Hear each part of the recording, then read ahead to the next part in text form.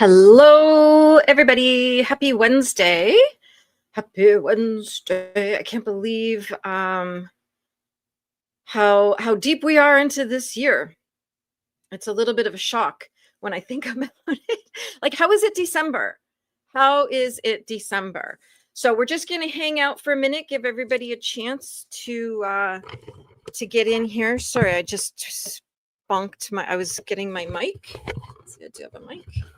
I was getting my mic and bumped my laptop and the light. It's like this weird thing we have every week where if I lean if I lean like that, it does a weird thing. I don't know. So yeah, it's Wednesday, December 3rd. I don't know what happened to November. I always feel like, when they say that we need a day. Hi, Maria. Hello. And there's Melty. Thank you for hopping on. I'm good. I'm glad you're here because I'm going to shout you out right now. So massive thank you to Michelle, who not only became a member, but dropped 10 memberships today. So thank you so much for that. Huge gratitude for the support and all the love.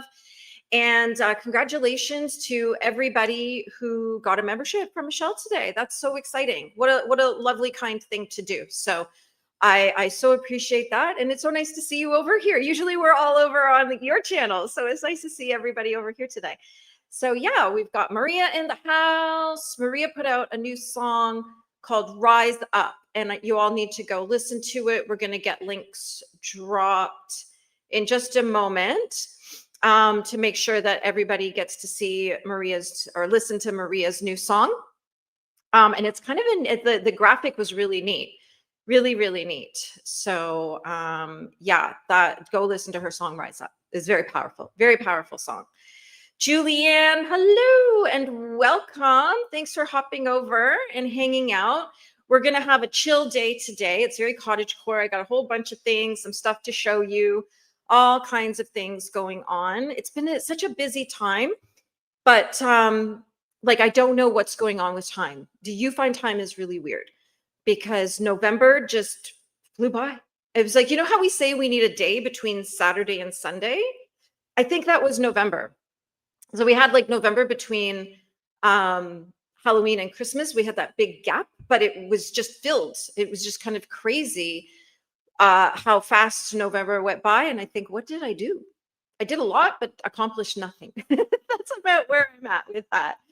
That's about where I'm at. Oh, well, you know what? I love when we're all a big love fest. And I love your channel. I love everybody hanging out and all the fun times we have. We go from mob tube to tattoos to all the craziness in the world. And it's a lot of fun. So thank you so much. And Lord Jim Dandy, hello. I was just writing a Christmas card to you. So I'm going to get that in the mail this week. And Anyo's here. Yay. Actually, I was just thinking about you earlier. We need to chat about our movie day. That's what we need to do. Beth, hello, or be the. I'll never forget that. I will never forget that. I was just like, what? But Beth, how are you doing today? It feels like it's like Wednesday. It's all a little weird. I don't know. Carrie, hello. There we are. If you want to follow me on Facebook, you can. I know sometimes people are always like, oh, I missed stuff and everything. So I'm on a bunch of different places. So my little bot here is going to pop links in for you the whole time we're here. And so if you want to connect on Facebook, feel free to do that. The link is right there. Yeah. Oh, there you watch me, Maria. You watch me. Hello. There we are. November's been crazy, right? It's just been, it flew by and I had so much stuff going on. If I wrote a list of everything I was going, I sit here every week and I'm like, oh my gosh, I did 400 things this week, but really accomplished nothing. That's where I'm at. Sapper's got his caps lock on. I do that all the time. Here's a freebie for you. If you click this link, pop your name and email in, and then it will take you to the download And then I'll send it out as well in case anybody misses the download. This is an end of year review. It's 5 or 6 pages of all kinds of really deep questions to help you kind of like appreciate 2025 and get ready for 2026. And it really will, helps you set your goals for 2026 while reflecting on this year. So by all means, that's free. Grab it. It's and you can print it off and sit down with some pen and paper and have a look at your year and see, like, how far you've come, really, because it's been a year. It's been something. It's been something. Be the I like that when I was just like, wow. That's when I heard that was when I knew that somebody's brain works a little differently than everybody else's. And I was like, wow, there we go. There we go. There's Melty's channel. Subscribe to everybody, please. We're all a big happy family here. The only rule, because I don't like rules, but the only rule here is if you don't like somebody, don't talk to them. It's that simple. Okay. It's that easy. All right. Music quiz night. We'll let Sapper talk about that if he wants to. I'm not going to say anything. I hate that. I know too much. Yeah, we all learned a lot this year, didn't we? It was a really interesting journey because I know a lot of you have been on YouTube for a long time. I've only been on YouTube for like a year and a few months. So there was a lot of learning of how to be a content creator, how to connect with other people, but then all the craziness in every direction was just absolutely wild. Absolutely wild. So I think we all learned an awful lot, some really powerful lessons, some really important lessons, and we're all going to take this wisdom into the next year. So yeah, we've got that. Yeah, it's been insane. It has been absolutely insane what has gone on. And I think it's insane for me. I think it's been even more insane for you, Melty. Absolutely. Yeah, this year's been shiz.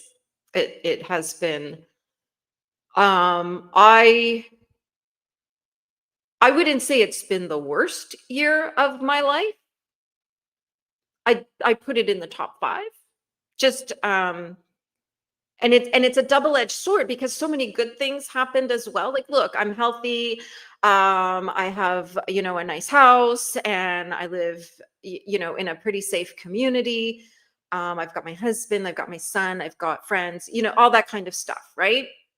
At the same time, there's a lot of darkness going on in Canada, particularly that is really heavy and it's really weighing on a lot of people.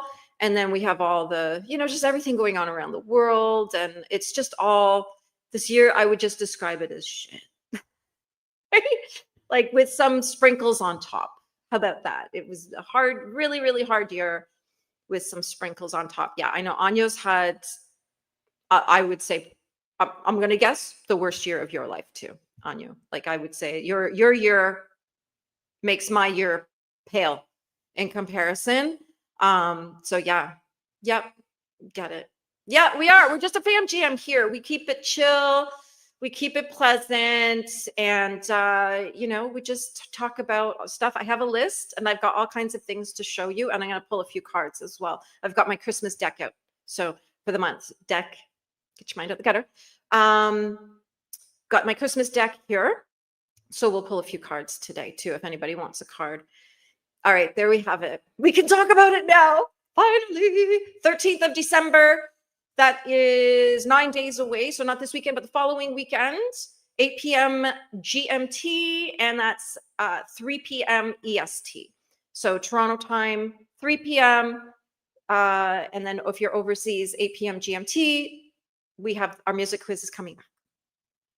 So excited. It's going to be a lot of fun. It's going to be a lot of fun. Hey, Alex, how are you? Geezer, I don't think you've ever popped over here. Nice to see you. I hope you're having a good day. How are you doing? Let us know how you're doing today. And this is Nikki from Montreal. And Nikki is a fantastic artist. She does watercolors. If you are looking for a unique, one-of-a-kind gift for anybody in your life, check out Red Pill Art, Nikki, and she's got beautiful watercolors for sale that you can buy and she'll ship to you. And they're really affordable for original art, one-of-a-kind original art by an artist with their own paintbrushes. You know what I mean? Someone sat there and actually painted this painting. And beautiful landscapes and cityscapes and things like that. I love her. I love her watercolors. They're just absolutely beautiful. There we are. We've got everyone. What are we doing? Listening and doing. Oh, Amazon Christmas shopping. Fun. If you see something really unique, let us know. I haven't, I got to do a little bit of Christmas shopping. I've got, I got to figure out something for my son. I might just buy him a phone. I don't want to do that thing where I just like grab stuff, put it in the cart and say, oh, that'll do for him. I actually want to get him something significant and that he'll use and be excited about, and not just more t-shirts and stuff like that. So I think I'll get him a phone, a new phone. It's time. I think his is about 5 years old. Hi, Vicky. How are you today? Okay, great. Thanks, Sapper. We've dropped Nikki's link here. She does have art on her channel and she is on Facebook as well. So if you want to connect with her, we just reach out to me and we can make that happen. And Royalty House, thank you for hopping in. I saw you earlier, but I guess we all popped in for a minute and then went and did other things. So yeah, that was it. Yeah, not the worst, but not the best either. Yeah. It was a hard, not perfect. Yay. So that was Michelle who dropped 10 memberships before we even got started here, which is so exciting. So, oh, and I want to talk about memberships because I know people always say that the memberships tell you who's lurking, and not commenting. But what I discovered is that you don't even need to be logged into YouTube to get a membership sometimes, because there have been a couple times this summer where I've been away. I haven't had my phone out because I've been busy running around. And the next thing I'm getting an email that I've got a membership from a live that I wasn't even watching. So it's not always who's lurking. I discovered that because I always thought, oh, now we know who's watching from the shadows. But yeah, no, definitely. Yeah, not the worst year, but not even close to the best year. So yeah, we've let's 2026, clean slate, fresh energy. Let's go into it really positive. It's a 1 year in numerology, so that's the magician in the tarot. And but 1 years are always like a breath of fresh air, really. So I think some exciting stuff is coming up, and I'm already feeling that energy coming in November. When I read on November, I was like, "Ooh, what is all this? What's all this stuff coming up?" And it's this new 1 year energy of 2026. This is a 9 year. And 9 years are about endings and completions and things like that. So this is why everybody's quitting their jobs, leaving their partners, ending friendships, getting rid of stuff. And that's been the big message from like November and December is you've got to shed the things that are not, I even hate saying it, adding value to your life. Right? If it's not of benefit to you, if it's not lighting you up, if it's not making you happy, if it's not making you richer, if it's not making you skinnier, like whatever it is, get rid of it. Do not drag it into the new year. That's that. America wants Canadian. Yeah, there's a whole, yeah. I don't know that we're going to get into politics today. I'm kind of tired at the moment of politics. So I'm just letting it play out. In Canadian politics, we have a prime minister who's notorious for lying every word that comes out of his mouth, my opinion, allegedly, entertainment purposes. But just so much is happening. Companies are leaving Canada in droves and taking, like, people, like just today it was announced 1,000 people in a small community are losing their jobs. So yeah, we got that going on. And I don't know that I want to do politics today. I'm just tired of it right now.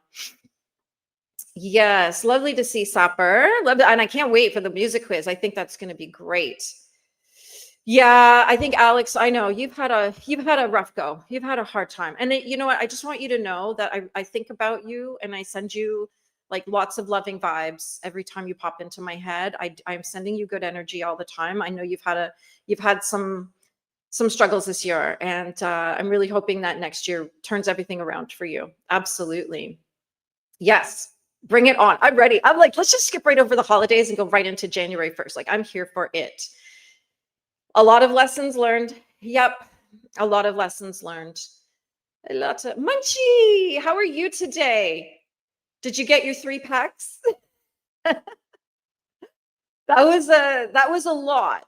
That was a lot this morning. I was like, what did I walk into? We walked into a big like fight on YouTube, on a YouTube channel, on Melty's channel. I walk in and I was like, what have I just walked into? I don't know. There we are. Yeah. Munchie in the house. Yeah. Yeah. Anyo's husband died earlier this year, about a few weeks before we connected. So we've gone through a little bit of a journey together. And yeah, I know if you know Anyo, if you have any connection with her, you'll know she's a beautiful, beautiful person inside and out, and just such a wonderful member of our little happy family here. And yeah, I was actually missing everyone. This is the first week in a while that we haven't done my Celestine prophecy call. So I haven't had my ladies, my Tuesday afternoon ladies to chat with and connect with. So we're going to come up with something else so we can all get back together again. Yeah. Oh, there we are. Yeah. If you want to connect with me on Facebook, you can do that here. Yeah. Life does suck sometimes. And all we can do is try to find some goodness in all of it. You know, the worst things can be happening, but there's always going to be goodness. It could be, you know, someone shows up with a kind word. It could be something just suddenly gets easier. Like whatever it is, there's always, that's the duality of life, the yin and the yang, right? Like the good comes with the bad. And of course, it's how we define everything, whether it's good or bad. Sometimes we're just like, whatever, I'm not gonna label it at all. But this year, yeah, I know for quite a few of us, this has been a really tough time. So yeah, don't worry, Alex, I think about you a lot. So, and I do keep you in my prayers, whether you like it or not. Okay. Yep. Boop the like and sub buttons, please. Let's get everything fired up here. Dilly. Oh my gosh, Dilly, I haven't seen you in a while. I hope you're doing well. How's your new car? How's your new car going? It's been a little while since you got it. Oh, yeah, it's all the time changes, like, and then like the time zones and everything else. Yeah, I've shown up 2 hours early for things too. I'm like, I don't know what time it is. I don't know what day it is. I'm just out here hoping for the best. Yeah. Oh, yeah. Well, if you're lurking and you get a membership, it doesn't necessarily mean that you were lurking. It could mean that it just happened. It just happened. Is there a lurking mode? Yeah, it's when people watch. When you're like, why are we seeing 20 people in the chat, but 30 people watching? Get in the chat.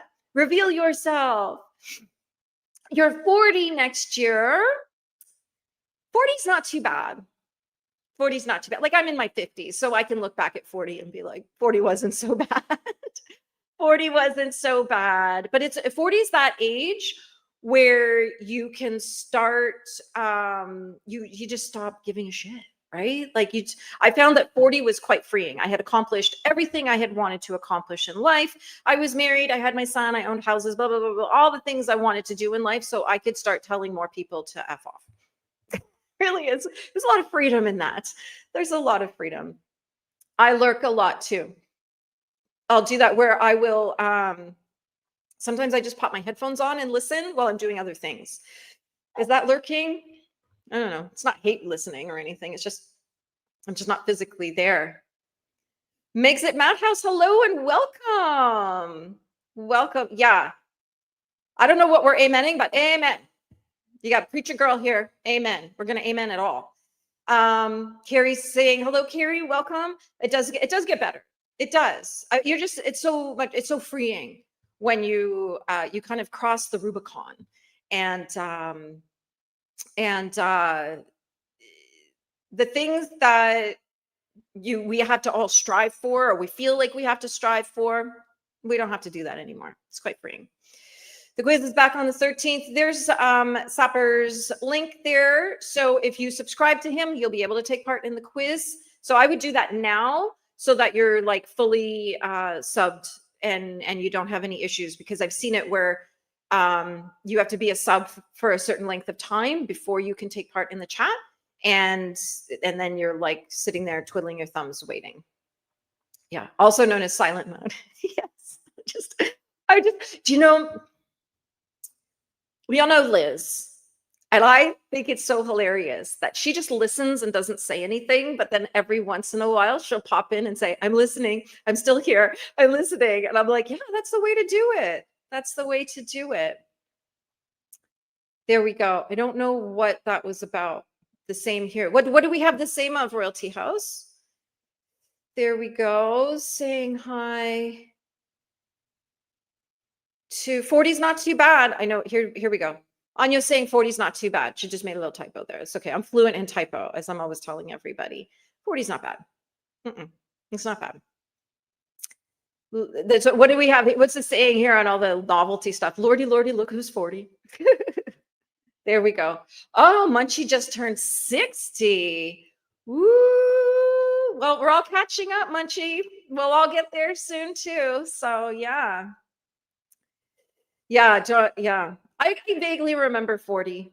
Vaguely. Aspie, I've been waiting for you. Aspie, because I have been wondering since last week, did you get to go to the Macy's parade? And then I can't remember, is it a Thanksgiving parade or is it like the Santa Claus parade? Is that what it was? Maria, oh, it's so nice to see Maria. Oh, there we go. Oh yeah, that was crazy. That was bonkers. I was like, I don't know what's going on. But everybody's yelling. What's going on? I'm just gonna sit here quietly, remind everyone to tap the like button. Yeah. Oh, we're doing the wash. Nice. See, get stuff done while you listen. Oh, it did. But you know what? The thing is, Michelle, you have this really cool ability to be like in a huge, nasty fight with somebody, but then you're friends at the end. I'm like, I don't know how you do that. That's what we should all study that and learn how to do that too. Because I'm always amazed. I listen to you and it's going to be like, it's war. And then by the end, you're like, all right, let's go out for drinks. Like, you're so good at that. You're so good at that. There we are. Everybody's saying, huh? Never a dull moment, right? Whew, yeah. Right? She made a new friend. Because this woman, like, I kind of liked her. I like people who don't hold back. I really appreciate the authenticity, the honesty. Like, you know, when someone's screaming and yelling all their darkest stuff, it's like, that's raw, that's real. And I kind of dig it. And so I didn't hate this woman. I was just like, why is everybody yelling? Like, what is going on? What is going on? Yeah, right? Munchie is a very beautiful woman, by the way. I've seen her on camera. She's beautiful. Absolutely beautiful. Yeah, the Jello ring. Yes, we're going to need the Jello ring. Here we go. My Yule celebration is coming up on December 18th. You still have time to get tickets. It's just over 2 weeks away. Maybe what I will do is there we go. And we'll pop this in. So we've got 2 time options. You can join us at 1 p.m. because I did 2 time options because I've got people in North America and people overseas. So if you are overseas, I would recommend the 1 p.m. option. Or if you want to stay up late, the 7 p.m. option. And then most of the North American people are going to choose the 7 p.m. option. And this is going to be about 2 hours. There's all kinds of beautiful things that we're going to do. There's gifts, there's tarot, there's candle lighting, there's all kinds of things. So it is $33 and the link is there. You can pay me with PayPal or EMT if you're in Canada. So easy peasy to get in on this one.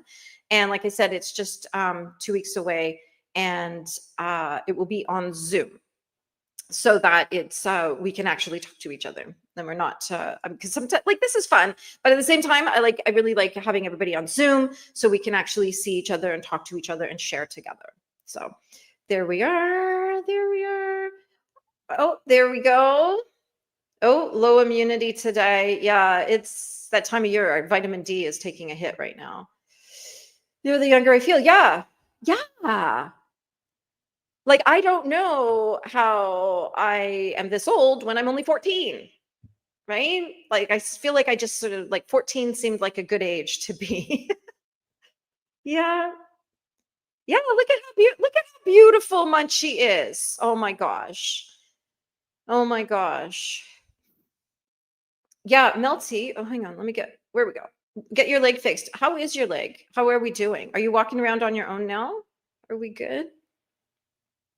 Mm. I've got tons of videos. I just did my video this morning was on Canadian politics, and I have a full moon reading tomorrow. We'll be live tomorrow morning. And oh, and I meant to say my twin flames video is recorded. It is uploaded and it's just percolating behind the scenes. But I'm suddenly getting copyright because at the end of my videos, when I do like a fireside chat kind of thing, there's that little piece of music that is my outro music. I'm getting copyright on it. And it's in so many of my videos, but the last two videos I uploaded, it says copyright. So I've disputed it because at first I was like, wait a minute, I made this music in Suno. And then I was like, oh shoot, it's the little thing at the end, which was built into CapCut when I started using CapCut. It was there and I was like, oh, this is cute. And it's never been a problem until this week. Yeah. Yeah. So that's what's going on. But there's more tarot readings coming. I have a whole bunch of Christmas and festive readings coming up. So there's all kinds of things. Yes, please tickle the like button. Munchie, yeah. Munchie changed her picture. I really like this picture that Munchie has up there. Yeah. Oh, Nikki had an amazing summer. It was very positive. Well, that's awesome. I love that. I traveled around chasing my son and his bagpipes around all summer, so I didn't really do much else but that. But I did. The nice thing about being in the RV traveling all the time is I get to knit and read, and I get so much stuff done. And you'll know that I watch YouTube because I just hotspot to my phone with my laptop, and then I watch my favorite YouTubers while driving down the highway. Yeah. The mind, Melty's mind is young and healthy. Yes, it is. We have some pretty funny conversations. Ding dong. Hello and welcome. How are you today? Yeah. Oh, yeah. Like, listen, Michelle doesn't need to be sorry for yelling at that woman. She was getting yelled at. Like, what would you do? But it was just sort of like funny that it all like best friends at the end. I was like, oh my gosh. Oh my gosh. A good purge is good, Nikki. A good purge is good. I keep telling people we got to clean house constantly. Do constant edits of our lives. Yeah. Oh, so it was like an old picture. There we go. Does it all light up? Does the screen, the dashboard and everything all light up? That's fun. I'm glad you like it. I am glad you like it. And yes, so what we found out, Lola told me the other day, yesterday maybe, I can't remember, that now what this is actually your username, not your profile name, I guess. So all you have to do is go into your settings, into your profile, and change the name. That I think like mine is just Fifth and Grace Tarot, but my screen name is Fifth and Grace Tarot and Spiritual Straight Talk. So you just have to go and change that. And you just have to do that in your settings. So who's this? Ding dong. Oh my gosh. Where is it in the chat? How did I miss that? I just saw it up top. Ding dong. Thank you so much. That is so kind of you. Oh my gosh. So kind. Thank you. And that's like in Canada, that's a lot. That's a lot. So thank you so much. That's so generous. I'm gonna get myself a little treat with that. That's for sure. And I will toast you with it as well. We were 40 once. Yeah. Oof. Yeah. Yeah. Well, they should at least say hi. At least make yourself known, because otherwise, it just seems nefarious, Can we do a reveal spell? A reveal spell. Reveal spell. A reveal spell for, I can do a spell of anything you want, actually. Speaking of, I do have something coming up in January. I'm working on it right now, and I'm going to be launching it. I'm hoping I'm going to launch it between Christmas and New Year's, and it is a winter witch experience. So it will be 14 days. We're going to do it on Voxer and emails and Facebook. Like, it's going to be a combination. You'll get all the information. So if you're on all the platforms, great. It's just I'd like to make sure that everybody is getting everything they need in a way that feels good. And so it's going to be 14 days of basically teaching little ways of adding some witchiness to your life. Witchcraft is about intention. So it's going to be about intentional living, some spells, a little bit of magic, all kinds of things. So keep an eye out for that. I do have it. I am working on it right now, the script. So I got to make sure I've got everything lined up for everything. And I'm super, super excited about it. And that will be, that'll be at a low price point as well, because it's a group program. So we'll be able to hopefully get lots of people in and have some fun. And just, this is going to be a great thing if you've got someone in your life who's just sort of thinking, like maybe dabbling a little bit in magic or intention or witchiness or anything like that, so that this would be a great gift. So you could get this for them as a Christmas gift. I'm really, really working hard to get this launched soon, so that in January we're going to run it, and hopefully everybody can jump in. That'll be great. That will be great. But let me know what a reveal spell is. Yeah, Ding Dong was 40 for 20 years. There we go. Where's my Christmas jumper? I don't know. I'm going to have to find them. They're probably in a bin in the basement in the storage room. But actually I was thinking about that too. I want to go out to the shops and see if I can get a couple Christmas sweaters. Because yeah, sitting here not in a Christmas sweater. And I was hoping that StreamYard might have like a design. Like, remember last week I did my Thanksgiving one. So we'll see. We'll see. But I want to see if I can find a couple of Christmas sweaters. Yeah, YouTube is like doing the thing. It's experimenting with some other stuff. Yeah, there we go. Yeah, lurking is when someone's watching. Yeah, I'll usually jump in and be like, I'm listening while doing other things if I'm gonna be lurking. But yeah, I don't like to not say do that on another. Yeah, some places are mean. Some chats are mean. I don't like that. I won't hang around. Yes, amen. Oh, to leaving the dead weight in 2025. See, I can't even say it. It doesn't even want to be spoken anymore. And thriving in 2026. Yes. Sorry, I'm so behind on the chat. But yeah, this is, everything that is weighing you down, that even if it's something you're like, I don't like this sweater anymore, get rid of it. Done. Done, done, done. Yeah, there's my website. What's Nikki doing? House cleaning. There, getting rid of clothes that don't serve me. See? And then someone else will love them and get a lot of use out of them. Yeah, I'm gonna oh. Yeah, politics. It's a lot. It's a lot. Oh. It does. It does. It's like I'm 54 and I'm like, okay, that's ways to go. But at the same time, I'm like, yeah, but I know how fast the last 10 years went. So, ooh, I'll be in my 60s soon enough. All good. I think that the chat was moving a little fast this time. There we are.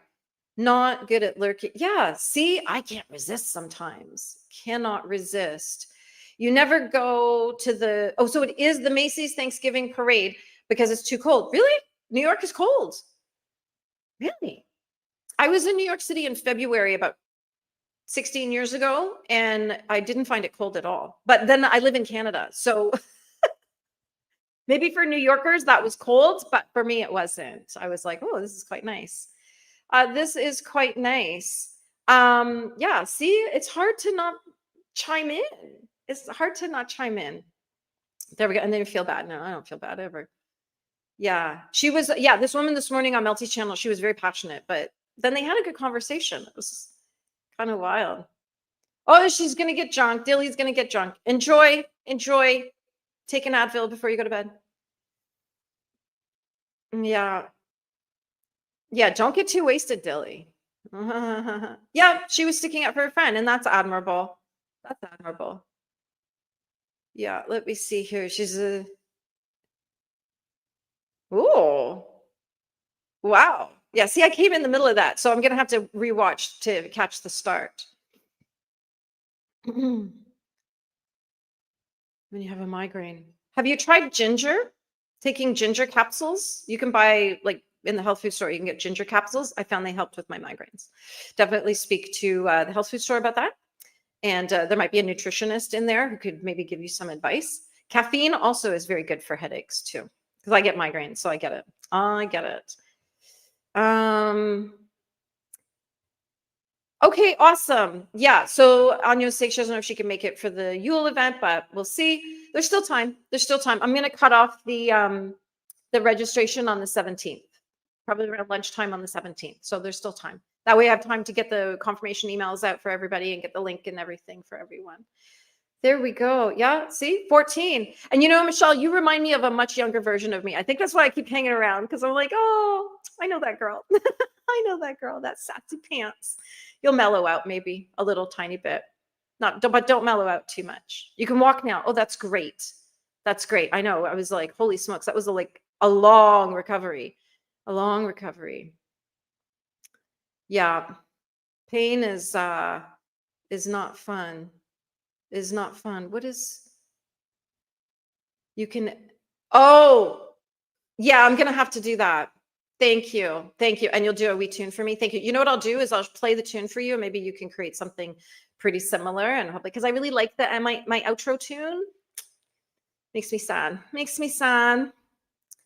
Are you gonna pass the Rocky training camp? Yeah, we haven't seen Molly for a while, eh? We haven't seen Molly. Oh my gosh, I'm so behind in the chat. Okay. So yeah. See, Maria, Poseidon, Siren, and I, we're rave girls. So yeah, we've got that like young thing, always gonna be teenagers.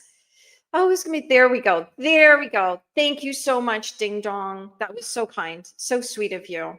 And I will spend it and think of you. Absolutely. Yeah, when I turned 45, I said I was gonna start just counting backwards. So I think I'm 36 now. I'm actually really 36. Yeah, that was funny. Pretty funny this morning. Yeah, they did. They both, it was an even match. They were very evenly matched. Absolutely. Absolutely. Yeah, pain is not fun. I have chronic pain too, but sometimes I just gotta get on with it. It's hard. I totally get it. Yeah, I forget my age too. Like I have to think about it sometimes. Yeah, that was hilarious. Yeah. There we go. Yeah, know your enemy. Know your enemy.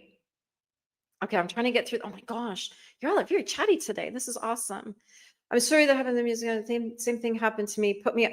Oh, yeah, it's okay. I'm just gonna take that. I'll just stop using that, and then we'll get a new piece of music to pop in there that's original that I don't have to worry about. But I noticed it started with 2 videos this week. And I was like, oh, come on, come on. Not cool. Why for a year I've used the same music and now suddenly today. There we go. I had no idea. Yeah. 2 women yelling at each other. I was like, all right, get the popcorn, get the popcorn. Yeah. Yeah, boop the like and subscribe buttons. Boop the oh my goodness.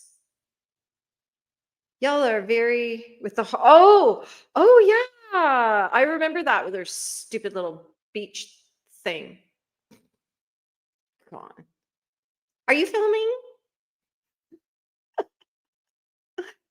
Yeah. Feel great for leaving. Yeah.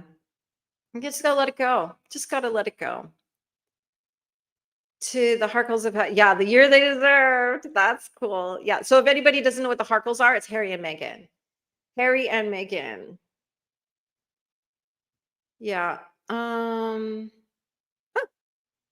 there we go. We're all dishing out medical advice today.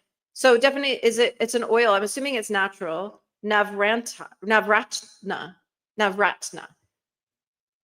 Write all these things down. Do your research. Talk to your healthcare person. Talk to them and figure out what's going to be best. You're still still in flip flops. Now it's cold here. There's snow. I should take a picture and show you the snow.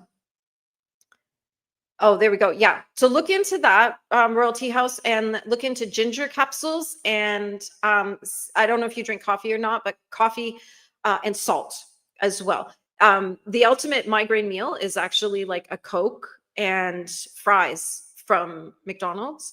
And a scientist, like a doctor, actually explained why. And it's the caffeine constricts the blood cells, which takes the pressure off your brain and your headache. And also the salt on the fries hydrates your cells. So that's why you feel better after eating it. Like you might have a little diarrhea afterwards, but so that sort of combination of things tends to help with migraines. But definitely look into it and check with your nutritionist or your doctor or whoever you get your medical advice from.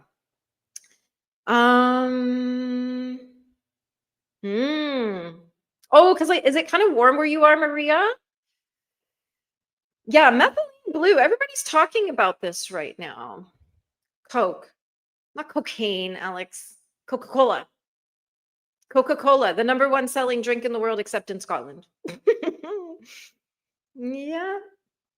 And a home brew. Oh, great. Yeah. Oh, it causes them and numbs them. There we go. Sapper's been doing some brewing. And so, yeah, I've got some things coming up. Christmas subliminals. So I'm going to create Christmas music. We're going to layer some really beautiful abundance subliminals, calling in all the good stuff for the holidays and going into the new year. So keep an eye out for that. What else do I have going on here right now? So there's my Yule celebration on the 18th. This is my Angels Survival Guide. It's my guide to surviving the holidays. It's 55 pages.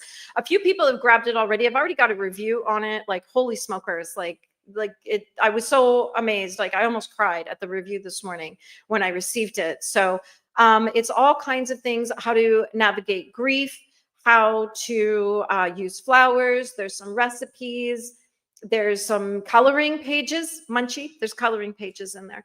And there's just all kinds of things, how to protect your energy, how to navigate all kinds of things through the holidays. So this is just to help you when things get overwhelming. You've got some tools in your toolbox for getting through it and not screaming and yelling at people. So let me pop the link for that in here.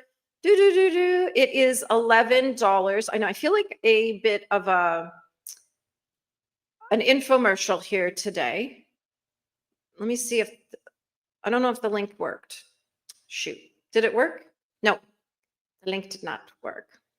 Let me grab the right link here. There we go. We'll get the right link in there. Boom, got it this time. Okay, so there's the link there if you want to grab it. It's also in my posts, in my community posts. I've been doing it. It's on my Facebook page. It's in the emails, everything. I've been blasting it everywhere. I put a lot of work into this. And I've got to say, it's really beautiful inside. So, I mean, this is the cover. So I really like it. It's really beautiful. And yeah, so we have that going on. So we've got Christmas subliminals. Yes, I have a list here of topics. We talked about the time. Last week, I was going to talk about hold on a second, Lex. That was Michelle. She dropped 10 memberships before we even started. How nice was that? That was so kind. That was so kind. Just what a nice thing. Like I popped in and I was like, oh my gosh, what is going on here? I saw these names and I'm like, what's happening? And it was Michelle had dropped 10 memberships. She became a member and dropped 10 memberships. So we are going to do members only something here. We might do live tarot readings for everybody. I'm going to pull a few cards today. But so I was going to tell a story and then got totally distracted last week, but I kept it written on my list. about a funeral I did a couple of weeks ago. So, um, y'all know I'm a minister. I think we all know that. Um, so that was the week of Remembrance Day. I had a funeral in a cemetery. And it was really, really sad because the woman who died, she was only 45. Yeah. And she and her husband have a little boy. I think he's like 5. Really sweet little thing. And so her husband got in touch with me and was telling me that she grew up in the Orthodox Church, and because she was cremated, they wouldn't even talk to her family. They were like, no. Her mom was trying to get the priest to at least just come and do the burial with them, and no, he wouldn't do it. And I get it in a way.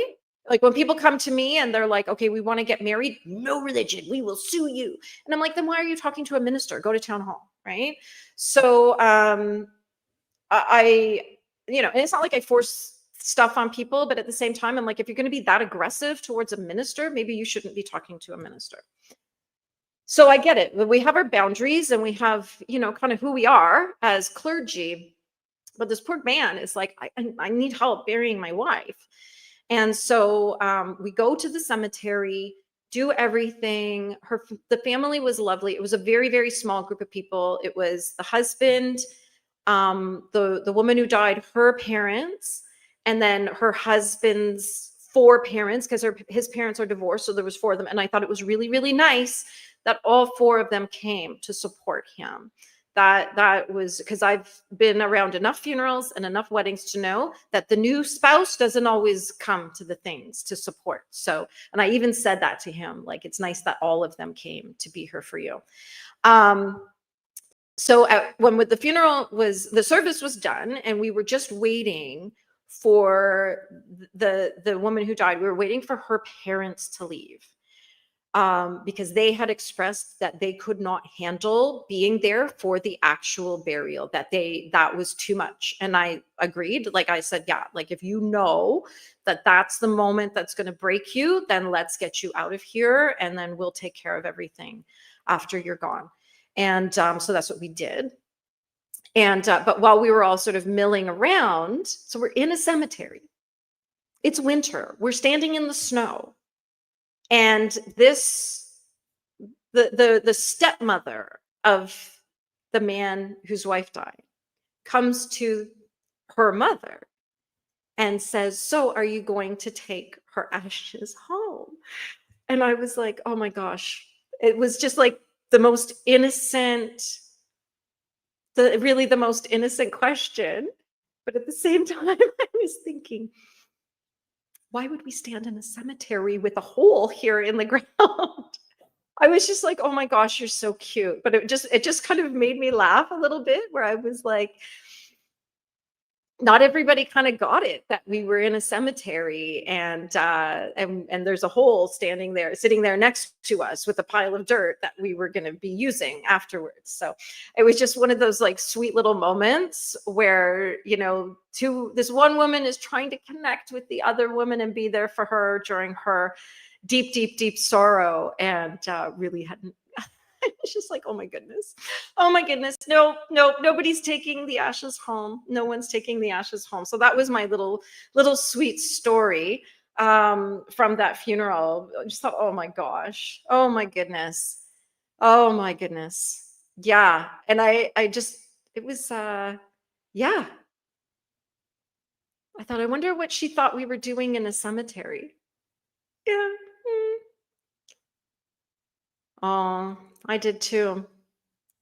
Got a nice little video this morning. I'm going to post it on my channel the week of Christmas. But yeah, Sapper sent me a really beautiful video that he created for me. And I cried. I may have cried just a little, So yeah, it was sad. It was so, so, so sad. But it was at the same time really nice. Everybody was leaning into it. Like there was nobody shying away from their pain at this funeral. And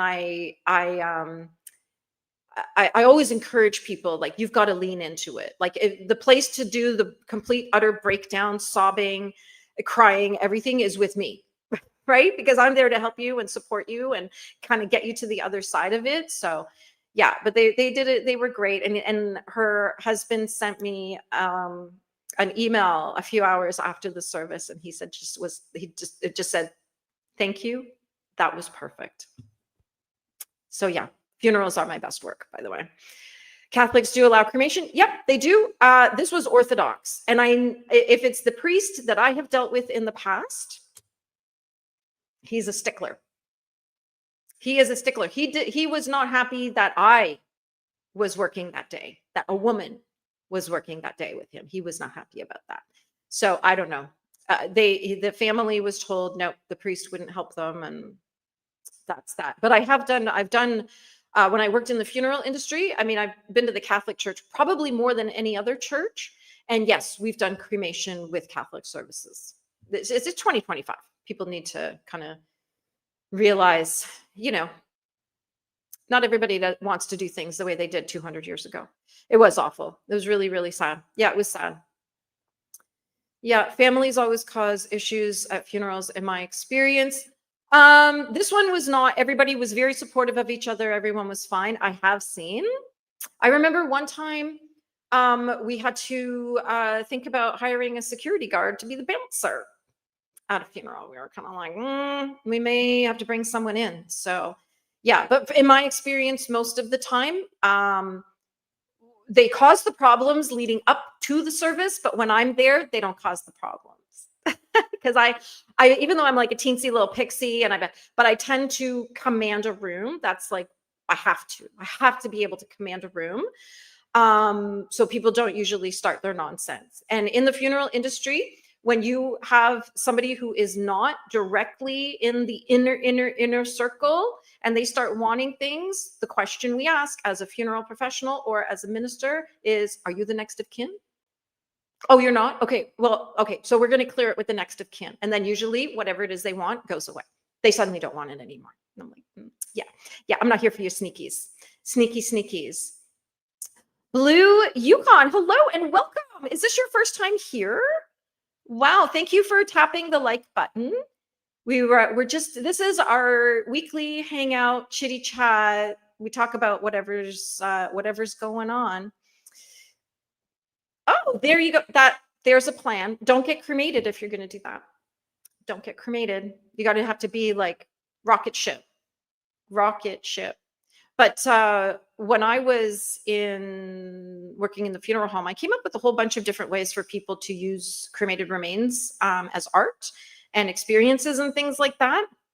And it was kind of interesting, the ideas that people would come to me with. So yeah, there we go. What did they call that? Davy Jones locker? Is that what that's called? The cremains. Yeah, some people do, like they get the necklaces and the jewelry and stuff. And I had an artist in town who would mix it with paint and do a painting.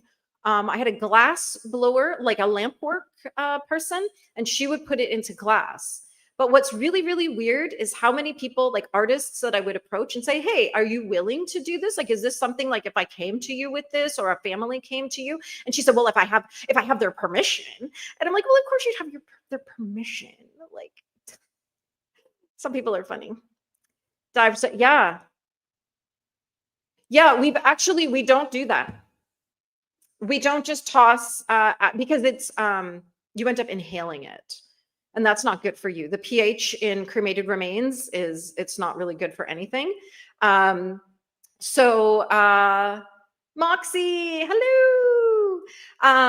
So we actually have these things. It looks like imagine like a UFO, and it's paper, kind of a pressed paper, and then we put the cremated remains in that and then seal it, and then we lay it on the water, and then it dissolves, and then the ashes go in. We don't do the big shaky and it all blows back in your face. No, we don't do that. We don't do that. Oh, Moxie's a snow-covered poodle. There we go. Yeah. Oh, yes, she was Greek Orthodox. Yeah, she was Greek Orthodox. This woman who died. And the priest wouldn't do it. The Catholic priest would have. Absolutely. And I've dealt with the Catholic priests in the area for 13, 14 years. So a Catholic priest would have done it. But he came to me, I guess he Googled, like I have a good Google presence. And I guess he Googled, he found me and he was like, can you help me? And yeah, because I'm a metaphysical minister, I can serve people of all different faiths, religions, beliefs, everything. And I incorporate their stuff. I don't impose my stuff. I incorporate their stuff. So I asked him like, okay, well, what do you want? And then he started saying, really what he wanted included. And I was like, great. And I helped him figure out what he wants. But yeah, it was Greek Orthodox. Mm-hmm. It's everyone's choice. Well, it is your choice, but not everywhere in the world. In Ontario, the dead have no rights. So you could do everything, pay for it all, plan it all, sit down with the funeral director, have everything all laid out, paid for, boom. And then your family can say, yeah, that's not what we're doing. And they're perfectly within their rights to do that. Especially, particularly when people would come and say, I don't want my family doing anything. I would counsel the family to do whatever they want. Because once you're dead, you don't have any rights. Oh, yeah. Yeah, because we're putting a microscope on your family dysfunction. So whatever, and every family has it. Whatever your family's dysfunction is, we're going to see it full blast. Woo, we're going to shine 1,000 points of light on it in front of everyone. So yeah, I've seen some crazy, crazy things. People always think the weddings are the crazy. No, the funerals. The funerals are where the good stories are. Yes, I'm a metaphysical minister. I was ordained in 2018. So I went from the funeral industry into ministry. So I'm still connected to the funeral industry, and funeral directors love working with me because I've done their job. So I know how to work with them. I know what they like. I know what they don't like. I know all the cues and signals and everything. And I know when to like look up and look directly at the funeral director and be like, help me, because sometimes that happens. Yep. So yeah, I'm totally behind on the chat. Sorry. I'm trying hard. Y'all are very chatty and I love it. It's so awesome. This is great. Yes, I actually knew somebody who made their own shotgun shells. Like they bought all the supplies. And so I had them arranged that if hunters wanted to do that, we could put cremated remains into shotgun shells and shoot them. Like dad's last hunt kind of thing. Yep. In Croatia, we have to have cremation in our. Oh, wow. So you do just burials there. See, I think what's happening is that like countries, particularly smaller countries, are running out of room. Once a cemetery is filled, that's it. You can't do anything else with it. Here in Ontario, and I'm only going to speak about what I know. When you have if you buy a big plot, like for a casket, you can put 4 to 6 urns on top of the casket. So that's a way that some people are doing it. They'll buy one plot and we get everybody buried in that one plot. So, but there are opening and closing fees. But cremation's done 300 kilometers away. Yeah. Yeah, I think it's becoming more popular because people perceive it as costing less, but at the same time, your whole country can't be a cemetery. Eventually, you're going to run out of room to bury people. Yeah. Yeah, I don't. So my personal belief as a funeral professional is you have to let people go. Carrying them around your neck and wearing the jewelry, but there's always going to be people who want that. So we help them achieve that. But for me personally, I'm like, nope, get them in the ground. The ashes, like I've never kept anybody of my life. I've had 3 family members be cremated, got rid of all of them, got them buried or scattered, whatever, their wishes were. No one in my life is like, don't do anything. So we did everything that needed to be done. But when you're hanging on to it, you're not letting go of the grief and you're not letting go of the person. And part of life, part of being human is that we have to say goodbye to our loved ones sometimes. And it's not fun, it's not sexy, it's not a good time, but it is part of life and it is part of the human experience. So, and part of that is letting them go. and burying them, or scattering the cremated remains, whatever it is. Sorry, I speak in funeral language because we have official language here. So I don't usually say ashes unless I'm with people who are saying ashes. So Melty's saying that her mother couldn't get married in the Greek church because she was marrying a Catholic man who's Italian. We know that. Yeah, we know that. We learned that this week. But she was, yeah. I think the Greek Orthodox Church is pretty strict and pretty hardcore. Like I've only done one Greek Orthodox funeral when I was working as a funeral professional, and it was a day. That's for sure. It was a day. It was interesting, but at the same time, it was also very challenging because when you're it's obvious you're not welcome, and the priest had pretty much said, I don't want any women here. And the boss man was like, well, too bad. She's got the other end of the casket. So yeah. A Catholic priest will. I've worked with many Catholic priests, and they're usually pretty chill, pretty cool. They're the ones who afterwards will be like, come over after for a drink. It's like, okay, snackies, cheese and crackers and a little glass of wine with the priest after a funeral. No problem. We can do it. Yeah. Shotgun shells. And also too, you can, I was talking to somebody about getting them made into like skeet pigeons as well. Paint and art. I had a balloon, the big like hot air balloons. I had a guy who would do that. Coordinate with him to get a family up there to scatter cremated remains from the balloon, and then a little something at the bottom when they land. I wanted to have maybe a little glass of champagne or something for everybody. So yeah, I was working with a guy on that as well. And I had all kinds of ideas for things to do with cremated remains. Yeah. And that's really sad and that's what happened with this woman with this funeral just like 2 weeks ago.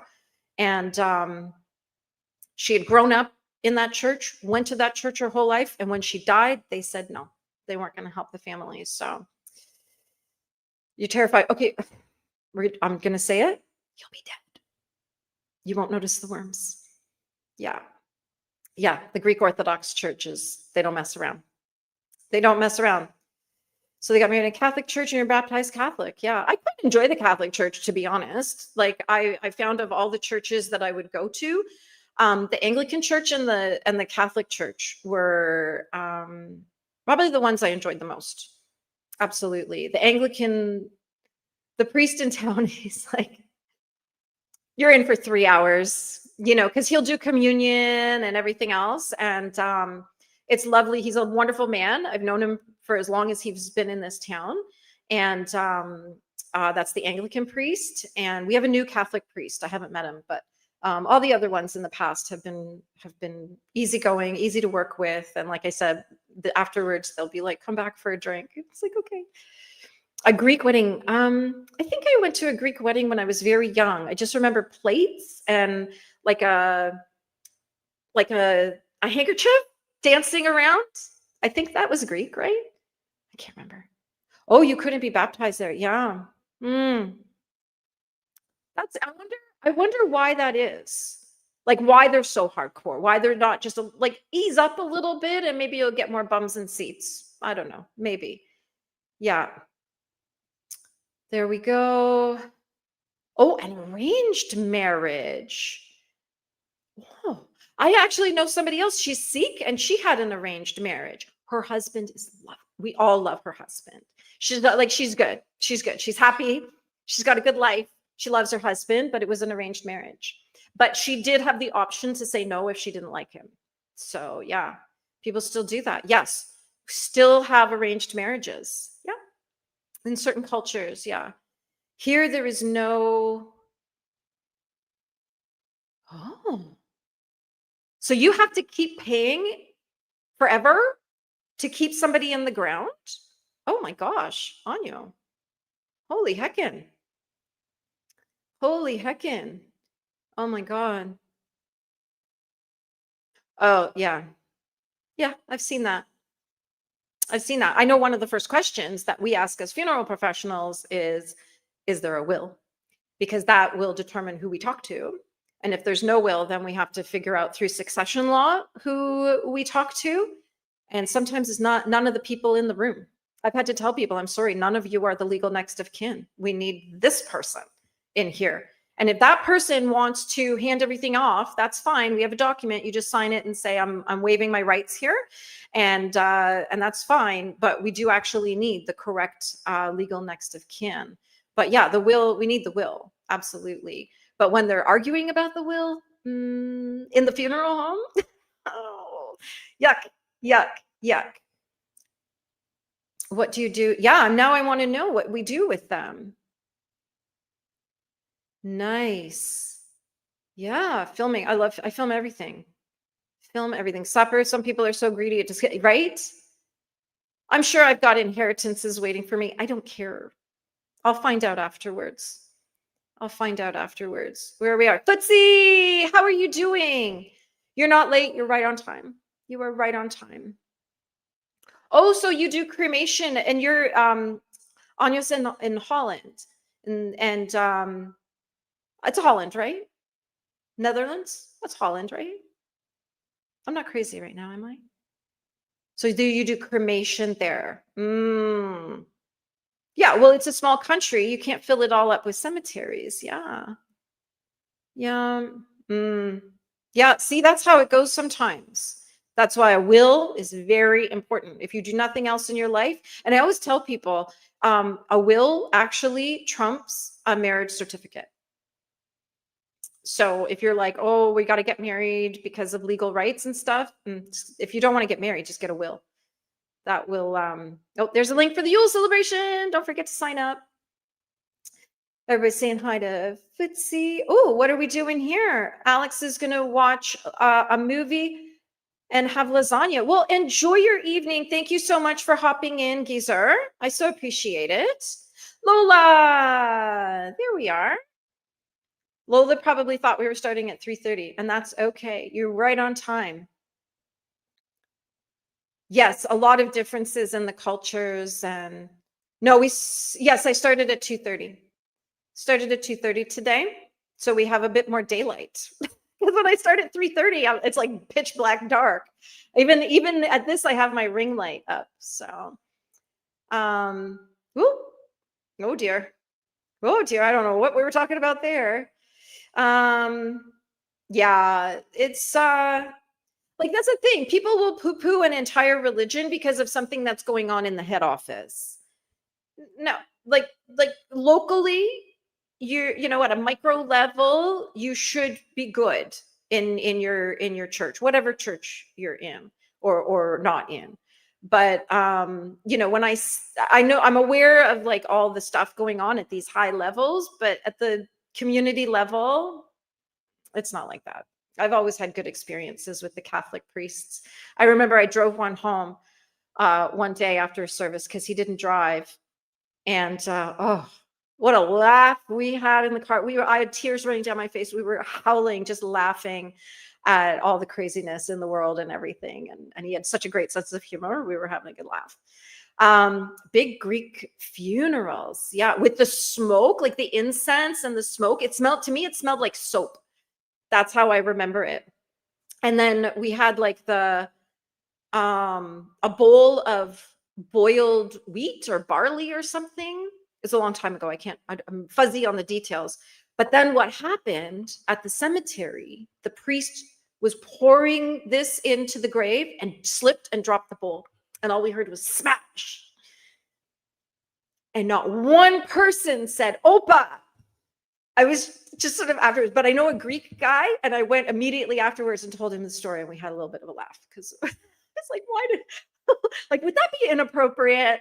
And so yeah, there was all kinds of things that went on. It was a really, really interesting funeral. I've only ever done one Greek Orthodox funeral, but it was really, really interesting. And so many different scents and smells with like the incense and everything and the smoke. Yeah, it was good. Yeah, see?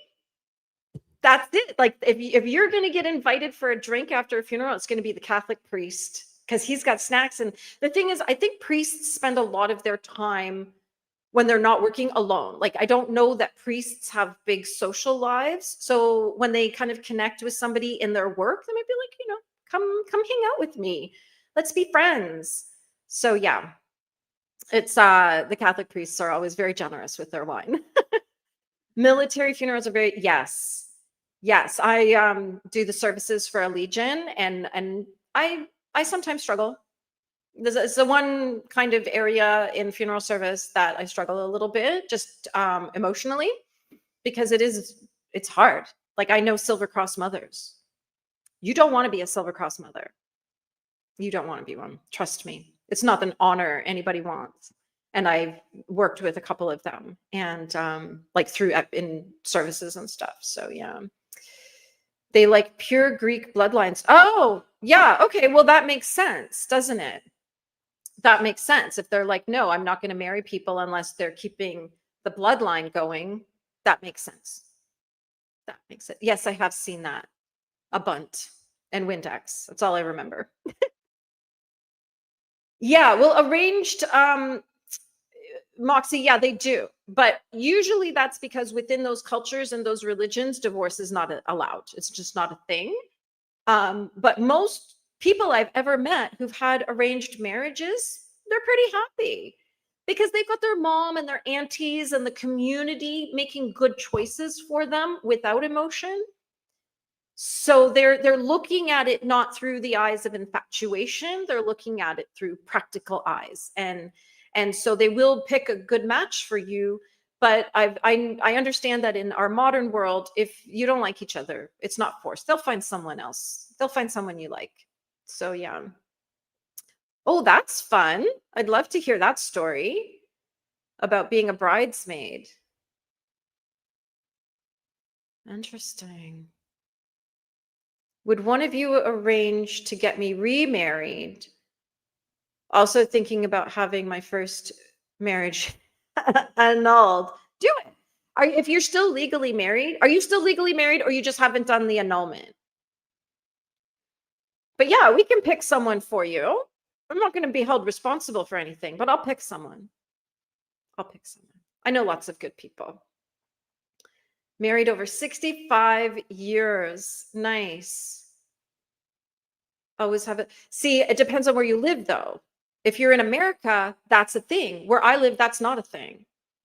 So, in different countries. So yeah, it's always good to be aware of what is specific to your country or your state or your province or, whatever, of how things work. So we don't actually have that here in Canada. So, but yes, if you're in America, that's good advice. I think there's putting, I was reading something about, like, if you're in America, you put things in a trust and boom, boom, boom, and then it's all kind of untaxed. Here, what we do, like, so say for example, our properties, once my son is 18, we'll put him on title, and then he doesn't inherit anything, he owns it. So he doesn't, we're not going to have taxing situations and the government coming and blah, blah, blah. He'll just own it, and it's not going to be an inheritance. It's just that the other owners have died. That's it. Yeah. What kind of guy do you want? I'm sure we'll find some. Oh, you grew up in the funeral home? But I love funeral service, and funeral homes are they're really fun, actually. I know it sounds crazy. But funeral homes always, especially the old ones, like I worked in an old Victorian funeral home, and it was like the coolest building. And it's just, a lot of the work is like rinse and repeat. Like you kind of doing a lot of the same stuff. So every 3 days you start fresh with a new family, and just, it's all the same. You're making the same decisions with people. It just might sound different and look different. And, but it's such satisfying work. At the end of the day, you did a good day of work and helped a family at their worst and get through the worst moments of their life. And the hugs that people have given me at the end of the day are worth every minute of stress, 2:00 in the morning, dealing with stuff, to make sure everything's ready for a service, stuff like that. So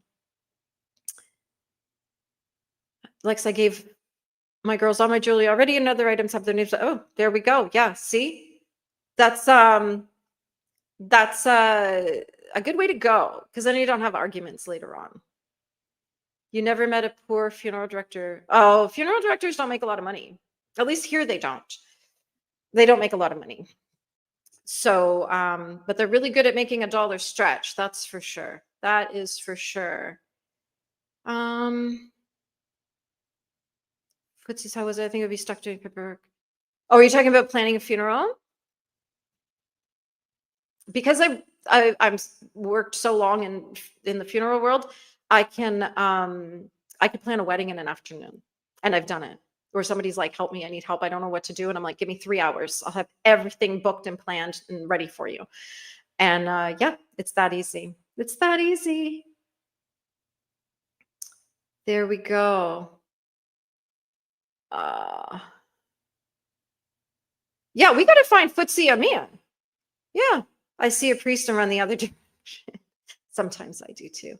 Sometimes depends. Just depends on who it is. Depends on which one. I might just duck down another aisle. Gonna go. Okay, have a great day, Nikki. Enjoy the rest of your day. Try to stay warm. Oh yeah, I would do transfers, like picking up bodies, transfers at homes, like people die in their beds, people die in their living rooms. Yep, we did all of it. Would drive to the creme, help embalm, dress people, do their hair, do the makeup, serve the families, pour the coffee, do the paperwork, all of it. All of it. Yeah. Yeah. I'm sure they do. I'm sure they do. Because yeah, like when you're especially like I just lean into it and be like, I'm not Catholic, I'm never gonna be Catholic. Look at me. I am not I look Protestant. Like when I'm in the UK, when I'm in Scotland, nobody confuses me for anyone who's Catholic, because I don't look Catholic. I don't look Roman. It's the darker features. My family, my father's family is Catholic, and they're all dark. And I came out like a little Viking. So my mother's family was all dark too. My gran was blonde and blue-eyed. I look like my gran, but everybody else is all dark hair, olive skin, everything. And then the little Viking that got left behind somehow made it. Yeah, no Opa, right? When somebody drops a dish into a grave and it smashes, I kind of feel like we were all owed an Opa. Yeah, I think we are. Yeah, Sapper does the music and his quiz is coming back. So exciting. The 13th, 8 p.m. UK time, 3 p.m. Toronto time. Yeah, see? Growing up in the funeral world, and it's such a fascinating thing. The one I worked in, the funeral home I worked in, was 3 generations. So these kids all grew up in the funeral home, like living there, and then bought the house next door. So, oh, I know that, Michelle. Let's get a priest on your show. I want to see that. Then we're all going to be like, whoa, what's going on? Yeah, I've seen one deceased person. Okay, here's the thing, Munchie. We're not meant to be good at it. It's meant to be hard. It's meant to be emotional. It's meant to be tragic. It's meant to be the worst thing. It really is. Nobody's good at it. Well, I'm good at it, but the average person, like, I'm not good at it when it's my loved one. That's why you hire me to come help you. And we don't, you don't have to do all the things that we do in the funeral home. So yeah, just know, like, when you say you're not good at it, nobody is. But it is necessary because it's part of life. It is part of life. No, I'm not kidding. Let's get a priest on the show. Yeah, next Saturday, the 13th, on Sapper's channel. Sapper, are you still here? Do you want to drop your link? I'm going to have to go over to another, hang on, hold on. Let me see if I can get his link in here. There we are. There we go. Oh my goodness. There we go. I'll drop the link and then subscribe, because it's going to be a subscribers only quiz. So there you go. There you go. If you subscribe now, you'll be good. You will be good. After a Catholic funeral here in Holland, we have a gathering after the funeral, food and drinks, and that's the best part. Yeah, we do that with most funerals. There's a reception afterwards, and we there's sandwiches and drinks. A lot of people will go to a hall where there's a bar so they can have a couple drinks as well. So yeah, and that's when you can be like, it's done. We have put parentheses around that part, and now we can move forward with the rest of it. Oh, goodness. The local priest got in the news for punching a nun. Wow. See? Humans are imperfect beings. That is kind of fun. Yeah, we're going to find Footsie someone nice. Now we're all on the lookout. So you are divorced. Okay, you're good. You're good to go. Yeah, matchmaking. We are now Footsie's matchmakers. Yeah. Right? I would love to see that too. I think that would be kind of fun. Yeah. The reception after, though I think in Scotland it's called a pervy, which is a word I had never heard until a couple years ago when my aunt died. I need to be, look. Yeah, we want a man, not a boy in a man's body. We want a man, a man. Your grandmother has a death doula. Yeah, a death doula is really, really helpful, particularly when somebody wants to die on their own terms. And I actually had thought about being a death doula, but my lifestyle just didn't fit that, because when you're a death doula, you could be sitting with people for days and days and days, day and night, and never go home. So yeah, but a death doula helps people transition to death. And then help support the family with that as well. Usually it's when somebody's dying at home, and you're very highly trained. I did do a small course on being a death doula, and you are very highly trained in knowing the signs of death. A lot of people think there's certain things that are the signs of death, and they're not. But there's other things that are. I learned a lot on that little workshop about what to look for and how you know things are coming to an end, and that way the family doesn't have to sit there on death watch day and night. They've got somebody else sitting there on death watch, and then they'll come and get them and support them while that person dies. And so it's a really beautiful career, and it really takes a special person to do it, but so helpful to help a family do all of this at home in a way that feels good. Yeah, we need to find you like a real man, a real man. It is. It's the most rewarding work I've ever done in my life. Absolutely. So if it's working, if you're in terms with the spirits there, they don't tend. In my experience, because it was a Victorian funeral home, there's a lot of years under there. So yes, there were occasionally some energy, some energy. I did notice that often. So what we would do at the end of visiting hours, like say 9 o'clock at night, everybody's gone, we've just locked the doors. And then I would sweep and hoover and clean. And if we had an early funeral the next morning, then we get everything set up in the chapel for the funeral before we leave. That is when I noticed there would be some activity. And often what I would do, we always would ask people for CDs and music that the person liked. So that's the music we play during the visiting hours. And I would pop one of their songs on, pop their music on, and listen to that. And I would just crank it and just, be hoovering and singing along and everything. That's when there would be some activity. There'd be some stuff going on. Things would move, lights would flicker. Sometimes I could literally feel somebody like right behind me, which is like, hey, there's no one there. It's all good. We're fine. We're fine. I will say though, the scary part is not the people who come in the back door. It's the people who come in the front door. They're the people to be afraid of. Yeah. Melty's Mafia. 4 weddings and a funeral only lasted 120 minutes. Yes. I was so close one day. I did 3 weddings and a funeral in one day, and I was Like, come on, somebody else get married tonight so I can say I did 4 weddings and a funeral. That was a few years ago. There we go. Yule celebration, grab your link, grab your ticket. It's coming up. The price is not going to go up again. That this is it. This is the price. It's like the Dukes of oh, speed cameras. I don't like that. I don't like that. Yeah, I can imagine them like, yeah, that culture.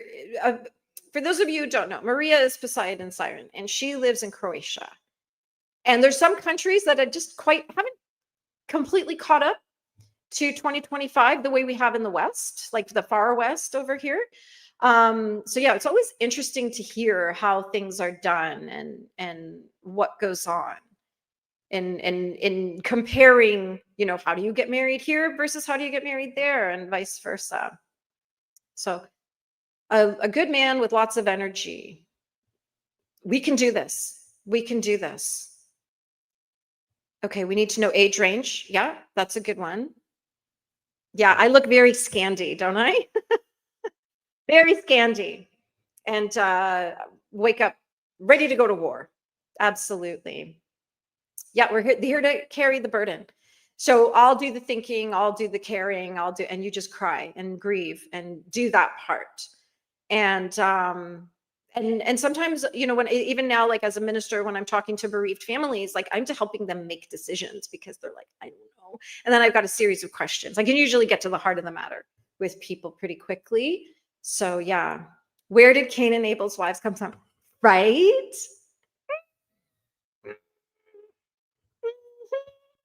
Mhm. Yeah, that's the one that tends to trip people up a little bit when you really sit and think about it. When you really, really sit and think about it, where did those women come from? So yeah, that I'm not Christian. I do enjoy the Bible. I'm an Old Testament kind of girl. I love the stories. I love reading the Bible, which is really handy when someone tries to weaponize the Bible, and you're like, you might try reading it before you do that. Like I remember somebody was saying something about, Joseph and Mary, they were homeless, and I'm like, no, they weren't. No, they weren't. Have you read the Bible?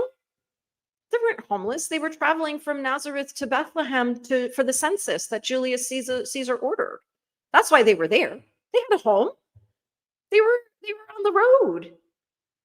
Do you see what I mean? That's why it's good to read these things so that you can argue back. Yeah. Upright, but details not. Yeah, there you go. See? Let's. I think we should do that. That's a great idea. It's a great idea. Awesome. Oh my gosh, I'm so far behind. Oh yeah, there's Supper's link there. And how did they get all those animals on that boat, right? How did all those animals know to come 2 by 2? So here's the thing. The Bible it's not a religious book. It's been adopted by a religion, but it's not a religious book. It's actually just a book of stories and lessons and teachings. So when we talk about the animals, it's like more about the spirit of it. It's more like metaphorical, like allegory and things like that, as opposed to this actually happened. Also, remember, the Bible has been translated 400 million times into all these different, like it's been from language to language to language. I did not plan on going this direction at all, but I'm enjoying it. And so, like, it's the King James version, gone. Really, one of the most beautiful things I've ever read in my life is the Bible translated from Aramaic to English, and not the 400 translations in between. A direct translation from Aramaic to English, because it was written in Aramaic, not in Latin, Greek, King James, English, anything like that. So it is probably one of the most beautiful things I've ever read in my life. Even if you just Google the Lord's Prayer, Aramaic to English, and you will see what I mean. It's absolutely beautiful. Absolutely. Okay, I'm going to try to catch up here with all of you. Oh, there was a shooting. What? Somewhere near Melty.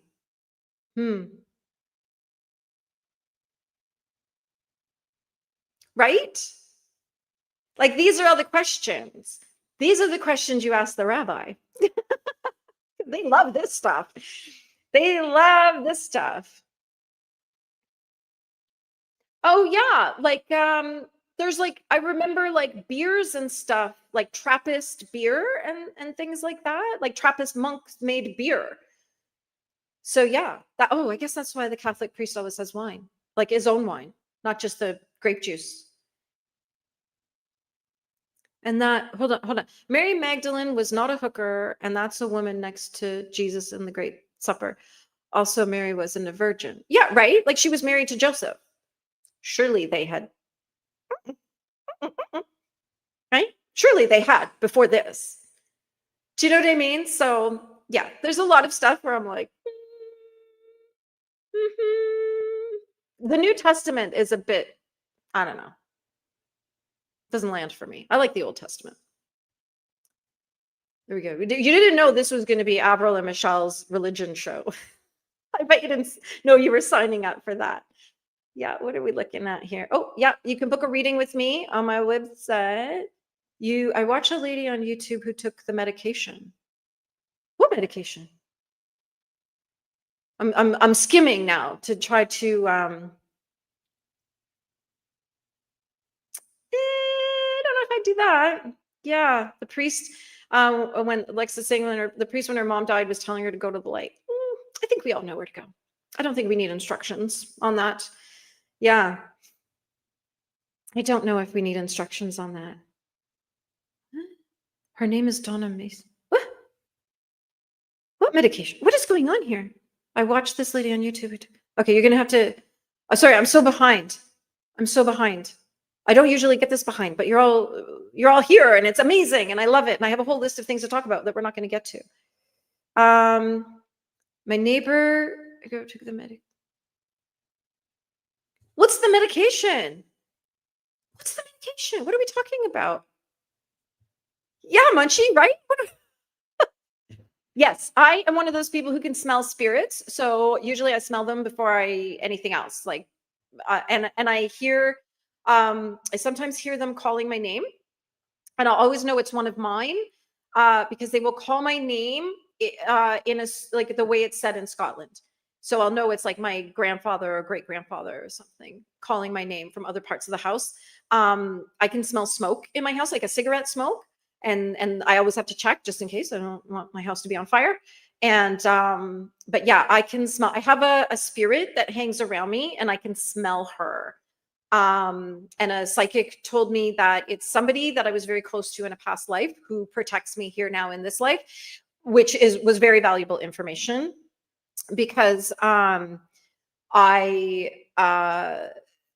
always know when I'm under a psychic attack now, because I can smell her and she's around me. And sometimes it can be really oppressive, where she's literally like, you need to leave this place. Like, it's like she's like trying to make me leave. And there have been times when, I've been like in a sound bath with and I know that there's a woman there who hates me, like she's been quite nasty. And then the spirit I can smell will literally be trying to suffocate me, and I have to tell her, like, go wait in the car. I'm okay, please go wait in the car. Thank you. Thank you. Yeah, what medication? We need the live of ghost stories. Yeah, you know what? Maybe I'll do that. Maybe I'll do like a members only. I'll do a members only live of all the crazy stories that we, yeah, we'll do that. We'll do that. Baby grandma, how are you? Oh, we haven't talked in so long. Oh, interesting. Revealing the crime. Is that the same person who does Revealing the Narc? Does she have like 2 channels? That'd be kind of neat if she's got a whole series of channels all like that. Baby grandma in the house. It's a game. Oh, where do they get it? I'm not going to say it, but where do they get it, Melty? Did they buy it from, does the doctor come and do it? Or did they buy it off the streets? Or like, because here we have MAID, which is the government will euthanize you when you get too expensive.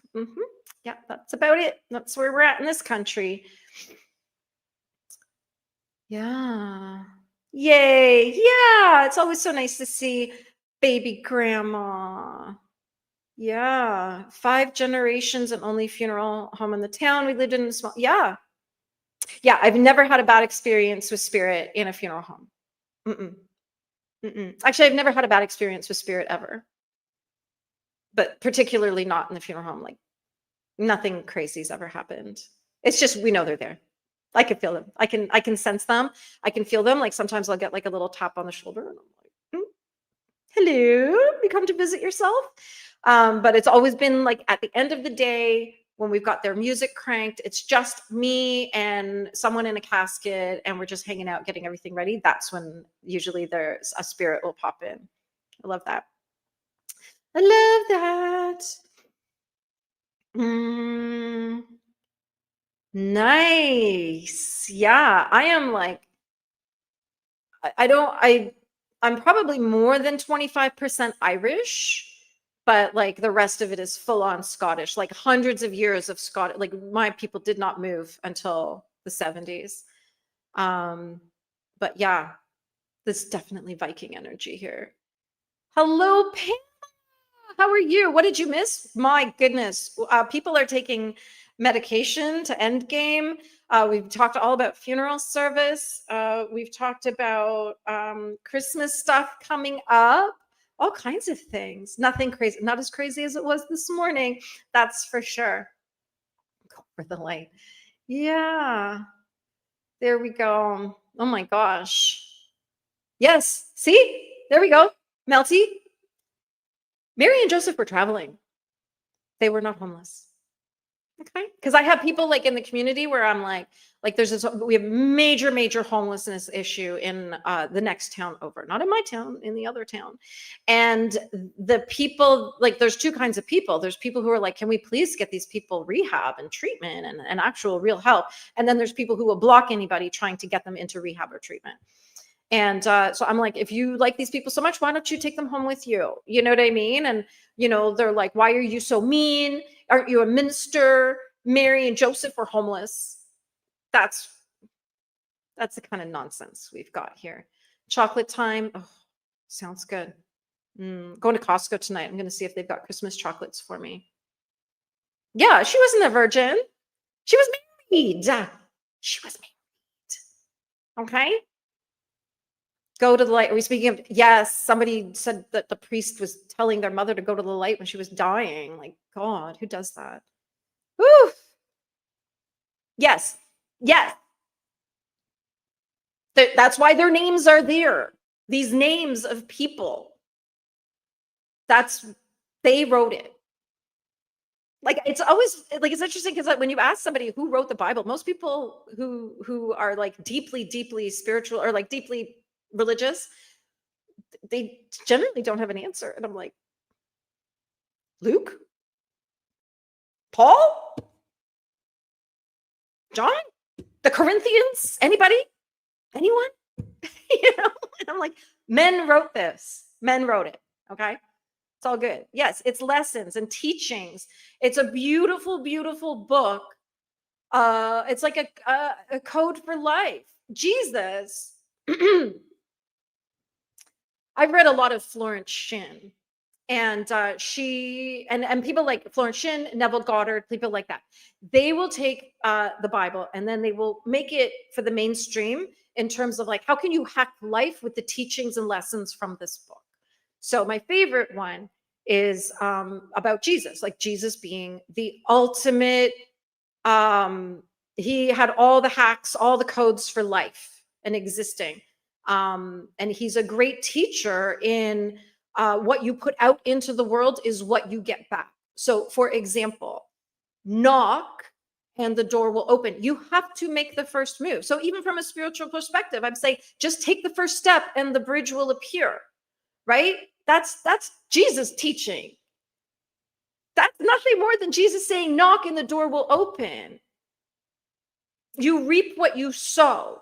Do you see what I mean? Like these are beautiful lessons that when you take all the other stuff away and you're just like, this is a great guidebook for life, lessons and stories that don't do this. We learned a lot about not what not to do. So yeah, there we go. Snacks for the animals. There was a trail of animal crackers leading to the ark.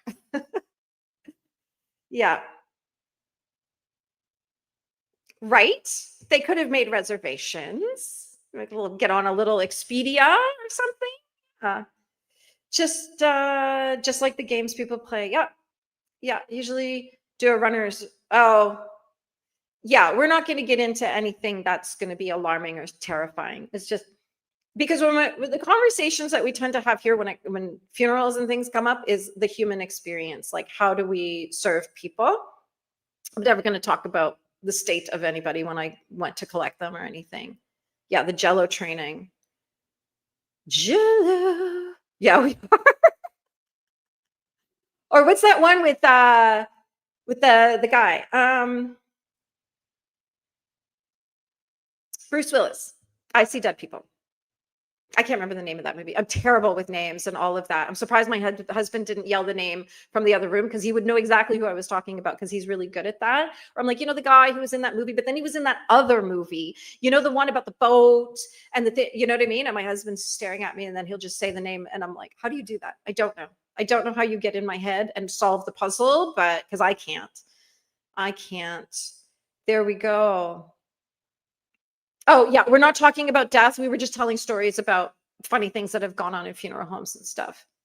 And because I started it with just a sweet little story from a funeral I did a couple weeks ago that was just had me like, yeah, the nun had no sense of humor. Yeah. Well, I'll tell you what, my son has always been into music, obviously. I mean, he's plays 3 instruments and competes, but he was in the church choir. And when he was like maybe 7 or 8 years old, I can't remember, but the Lego movie came out. So fun. Yeah, it's lighter. It's all fun now. Don't worry. Nobody leave thinking that we're going to be talking about death and gore or anything. No, that's not what we do here. So stay put and listen to my little story, okay? So he was in the church choir and the Lego movie had come out that year and he had seen it, I don't know how many times. But so fun fact, the Lego movie is the story of Jesus.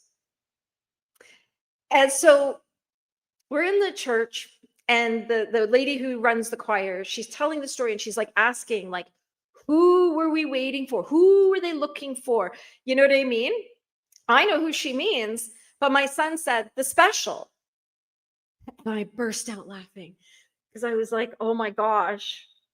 He's connected these 2 stories, the story of Jesus and the Lego movie, because the Lego movie is the story of Jesus. Watch it again from that perspective. You'll be like, oh my God, how did I not see that? How did I not see that? But yes, I'm going to pull cards soon. I'm just trying to get to the bottom of the chat, and I don't think I'm going to make it. I don't think I'm going to make it to the bottom of the chat.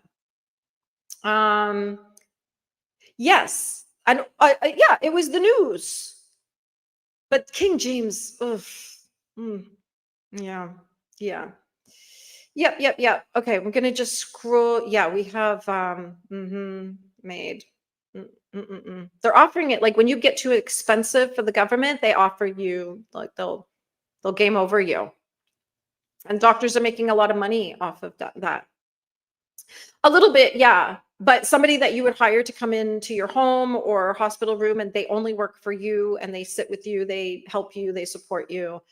And so that you don't necessarily have to have a medical experience as you're dying for your family. Sorry being distracted by the state banquet. I was watching some of the roasting from the press gallery dinner in Canada and woo, it was pretty good. It was pretty good. What do the spirits smell like you? To me, they smell like crayons. Oh, isn't that interesting? I wonder if you have children around you. I don't know what the scent is. I cannot describe because people say, oh, what does it smell like? It doesn't smell like anything that I've ever smelled in my life. I believe that this spirit that I can smell is from like the 1800s. So I'm gonna guess there's a combination of firewood and onions and wool and you know what I mean? But it's not a smell I've ever smelled. I can't describe it. I don't know, but I know it. It's very distinct. And I know the smell. Absolutely. Somebody, there we go. Who was that? Beth. Thank you so much. That was so kind of you. Thank you. That I really appreciate that. Thank you. I'm gonna take all my tips today and spend them on maybe something that smells good and will last a long time. I think that's what I'm gonna do. Donna Mason. Who's Donna Mason? Who's had a few? Who's Beth saying she's had a few encounters. Yeah, I've had a whole bunch. It's fun. Document it. Write it down because then you might start to see the pattern of when a spirit will come around you and why. And that's really, I think that's an important part if you're finding a repeating spirit around you. Oh, so it is the same person as revealing the narc. Very neat. Very neat. Oh, and the game over thing is a liquid. Oh, interesting. Interesting. Ooh, I don't know why people are doing that. I don't know. It's just, I just feel like it's a territory we shouldn't be going into, like, as human beings, I don't know. Been busy with real life, not plugged into anything. Well, that's good. That's good. Have you been traveling? Did you go anywhere? I feel like you told me you were going somewhere. I can't remember. Mm. Yeah, it's very, very good to have psychic and spiritual protection because not all spirits are like, oh, your loved one's just coming to say hello. Like, sometimes it's not good. Sometimes it's not good. Oh, interesting. Huh. The peaceful pill. Yes, they do. They do. Interesting things happen when somebody's really determined to complete things on Earth before they truly head off to the next destination. Mm, yeah, that's harsh. That's harsh. Oh, I love that. Well, I don't love that your partner died, but that they visit you, and that it's them, because they will do things that you'll recognize and that you'll know, which is nice. I'm never going to get to the bottom of the chat here. Who said that Mary? Oh, people say that to me all the time when I say, get these homeless people off the streets, get them into rehab, get them into treatment, do the kind and loving thing and actually truly help them more than just handing them a sandwich and more drugs. Right? And then people say, why are you so mean? Mary and Joseph were homeless. And I'm like, they weren't. Come on. Don't try to weaponize something you've never read. Yeah. Oh, was she? Interesting. But I know they had done it. They had done it. Yeah. Oh, really? Because I feel like that, like when I read that, I'm like, don't rush her. Don't rush her. Like, people know what to do. People know we don't need instructions. Most people know what to do. Yeah. Yes. Hit the like button, please. Hit the like button. Oh, the dinosaurs. You know what? You're gonna find this funny. In the toy store, I saw an advent calendar that was a dinosaur advent calendar. Nobody else could understand why I thought that was hilarious. And I was just like, oh my gosh, I'm offended for the dinosaurs. They tried so hard. The earth is not 3,000 years old. No, it is not. Oh my gosh, this is a great conversation. Viewers that are not signed in to an account can't like the video. Oh, there we go. Oh, so if you're just watching without having an account. Oh, interesting. He was hanging out in Egypt, learning, let's just say, esoteric stuff. Yeah. All right, I'm going to try to get to the bottom. All right, who wants a card? Put a 1 in the comment. 6 cents. There we go. Thank you. Yeah. Never thought about that. That he doesn't kill anybody. Interesting. Oh, no problem, Barbie. Do what you got to do. Okay. Any single Are we talking like Energizer Bunny energy or just, up for some fun? All right.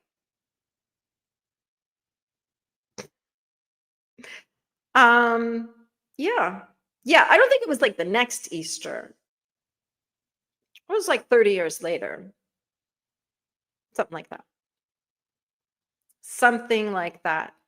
Oh no, little baby Jesus is a totally different Jesus altogether. Oh, there we go. See?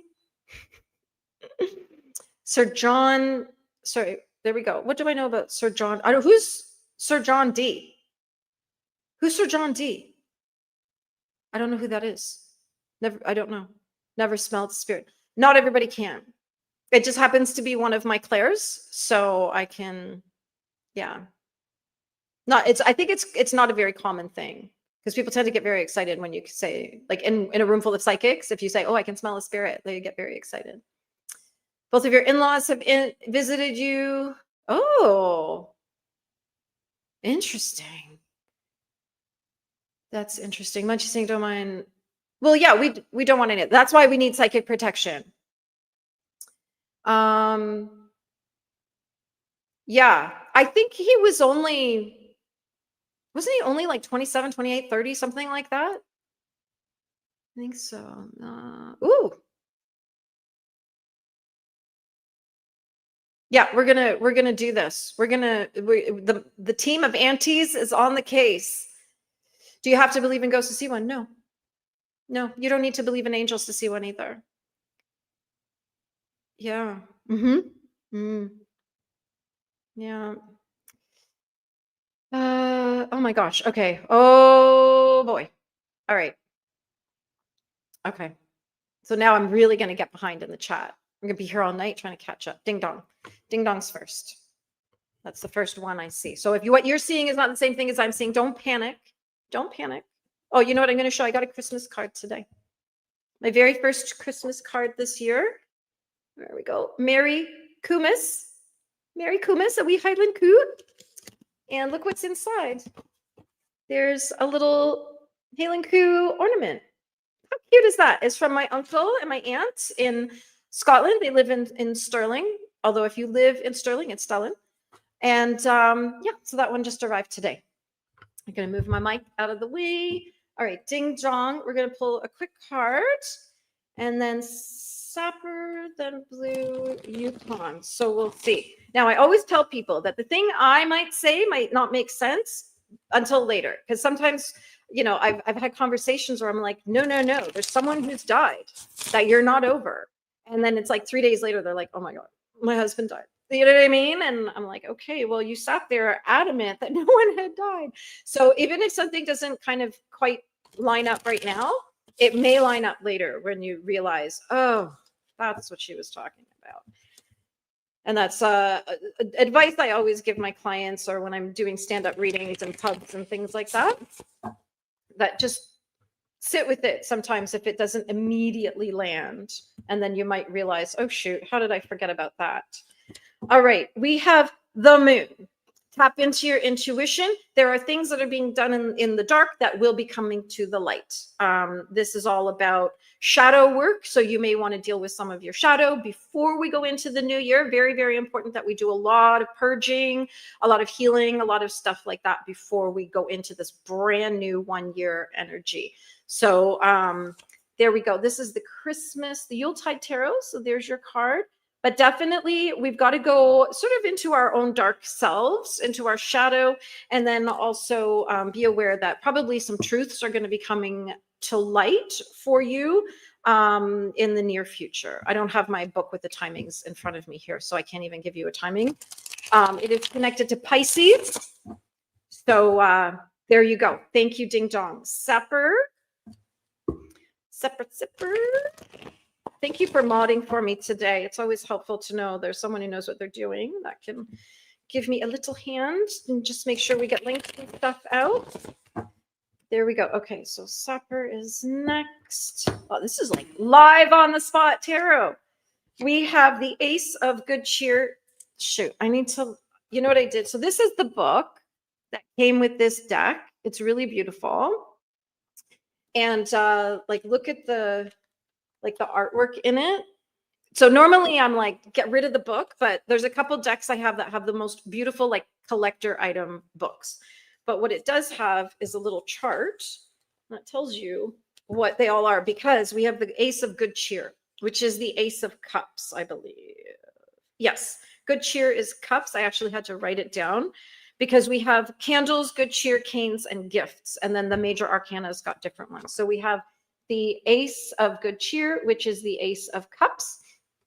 And this means we're going to be starting some new emotional stuff. We're going to release some stuff, and then you can start a new emotional journey. I think this is a good message for you. Our aces kind of line in with our 1 year coming up. I think this is going to be a lot of new stuff, a lot of new adventures, a lot of new things to be excited about, that just came in. They're like, tell them to be excited. So you've got some new stuff coming up to be excited about, a new path, a new journey. Sort of coming with it, we have like a mental journey, but an emotional journey as well. The mental journey will guide the emotional journey. Your thoughts create your feelings and how you feel about things. So if you feel that you're not emotionally as good as you would like to be, and this is for anybody, it's a mental game that you're playing with yourself. So that's why we do tapping. That's why we do affirmations and subliminals and things like that, to help people rewire their minds and rewire their brains a bit so that they can create new thoughts, which will create new and better emotions. There we go. Thank you very much, Supper, for asking for that. And we have Blue Yukon next. And we're going to pull a card. If anybody wants like a full reading where we're going to go really deep into what's going on, just reach out. All my links are in most of my videos. I don't think they're in this one, but my bot's putting links in there for you. And see what comes out for Blue Yukon. Blue Yukon, do you live in the Yukon? I've never been there. We have the 5 of Candles. Candles are wands. 5 of Candles. So something is going to be changing. I'll show you the card. There we go. So something is going to be changing, and it's to do with how you live, how you move, how you experience the world, how the world experiences you. You're going to be changing. I think there's like this swirling energy around you that you're like, I just, clean slate, new life, but you're going to be changing how you do things, or you're already thinking about changing how you do things, and maybe a new life path for you, maybe a new adventure for you. But this is definitely about your spirit. Like, it's not your physicality, it's not your money, it's not your mental game or anything like that. This is very much about how you experience the world and how the world experiences you. And we're going to be seeing some changes in that probably throughout the holiday season. And then once we're kind of over 2025, be like, that feels better. That feels better. So that's a really great message for you. And then we have Beth, or Bido. That was,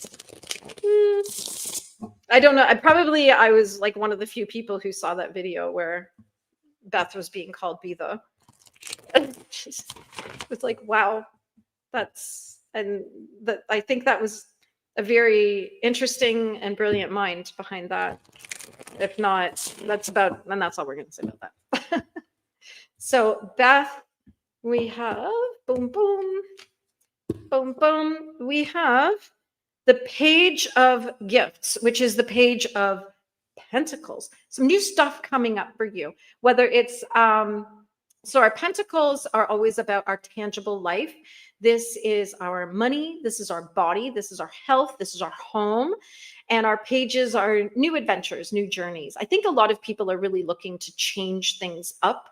I think people are looking for happiness, and they're recognizing that what they're doing now is not getting the happiness they want. So we're making changes and we're starting new things. And of course, we're, coming up, we've got, 4 weeks left in this year, 28 days left in this year. Perfect time. Harness this energy of making changes, starting new adventures. You may also be doing some new learning, some education of some kind. The pages are our students, so they learn as they go. And this is going to be, it could be about your finances, it could be about money, it could be about your diet, exercise, your home. I'm always telling people constantly edit your home to keep the energy moving and flowing. So yeah, there's some new stuff coming up for you there. And we've got footsie.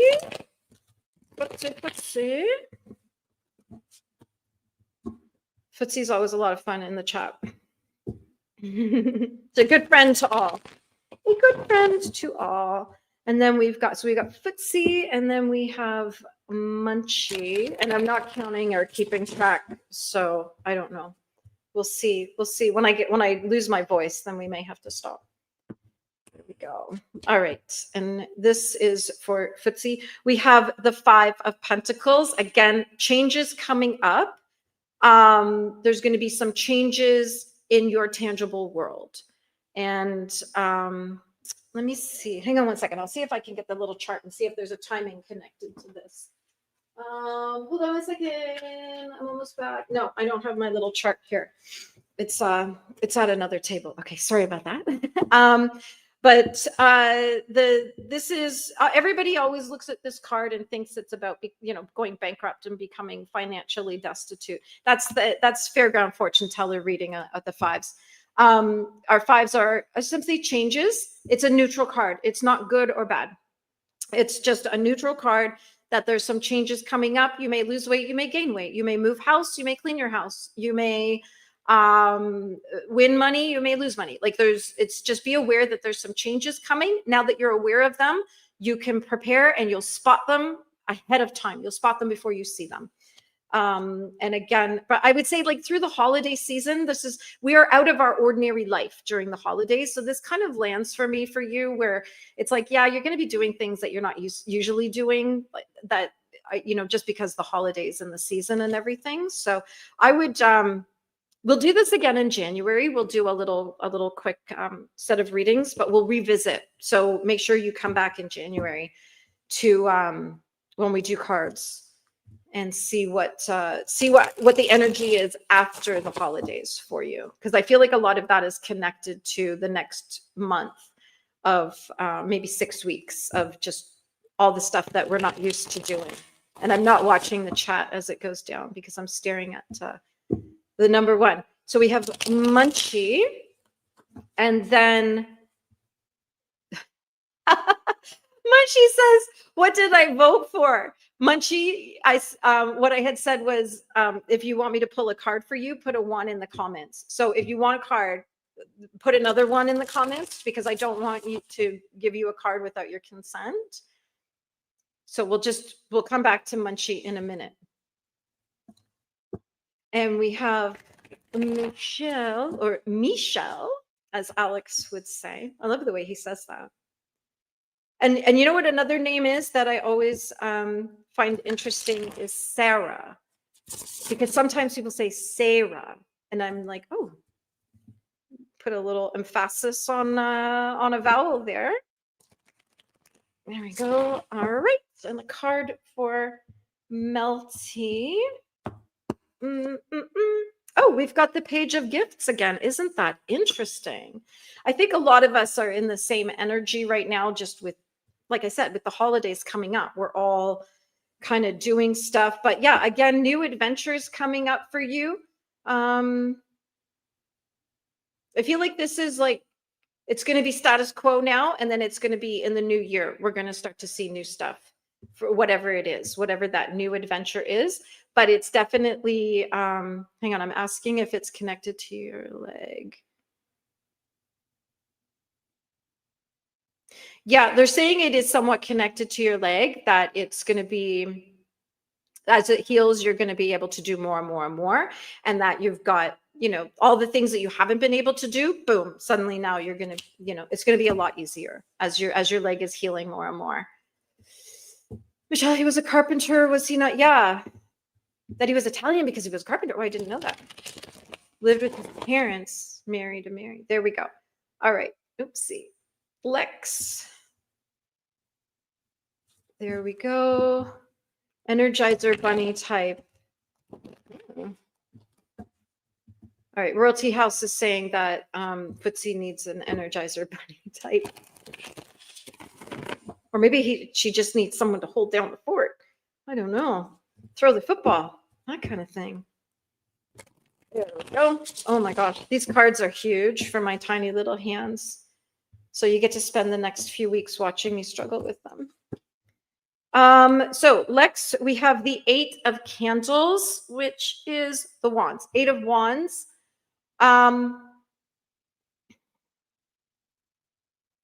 It is okay to let go of whatever it is you're imposing on yourself. Whatever you believe is in your way, whatever's blocking you, whatever the obstacle is, just step around it. You don't have to bow down to it. You can just step around it. You can just let everything go, walk around the obstacle. This is a really pretty card, actually. The candles. Whatever it is that you believe is the obstacle is,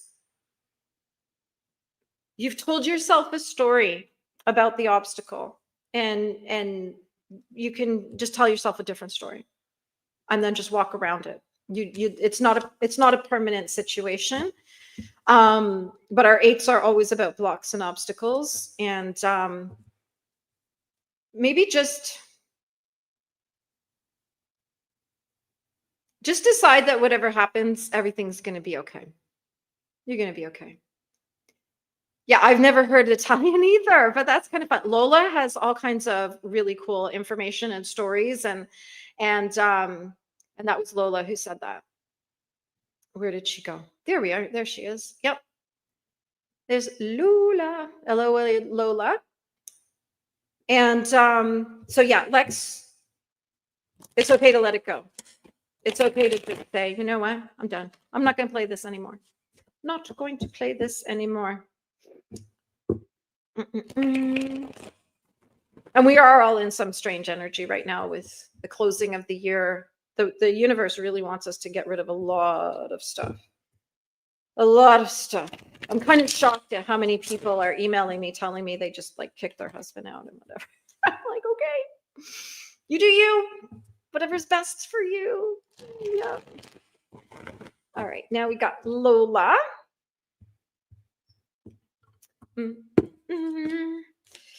We have the 9 of Canes, which is the 9 of Swords.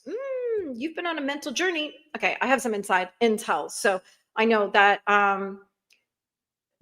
all of the brainstorming and everything that you've been doing, it's working. You're achieving things. It's kind of happening below the surface. You might not be seeing it now, but the groundwork is being laid, and you have actually achieved a lot through conversations, emails, letters, thinking, brainstorming, all that kind of thing. So just recognize this as validation for you that you have actually achieved a lot lately, but it's kind of under the surface. So you might not see the results of it until later on. There we go. There we go. So baby grandma's saying, I don't think you have to believe to see. No, I don't think there's people who see ghosts. They don't know that they're seeing a ghost. So there we go. Poodle's lying on your leg. Oh, oopsie. Oopsie. You don't know who to. Really? Okay. No, I don't know any of this. No, I don't know any of that. Okay, now I'm going to have to Google this. Hold on. I'm writing this down. Sir John Dee. Well, maybe next week we'll have a presentation on Sir John Dee. I thought James Bond was 007. I thought that. I'm going. What do I know? What do I know? I hope we do a ghost experience chat too. I only smell essence with my nan, but it was her face. Yes. If you smell your grand's perfume or her powder or something, that's how you know she's around. Find me on Facebook.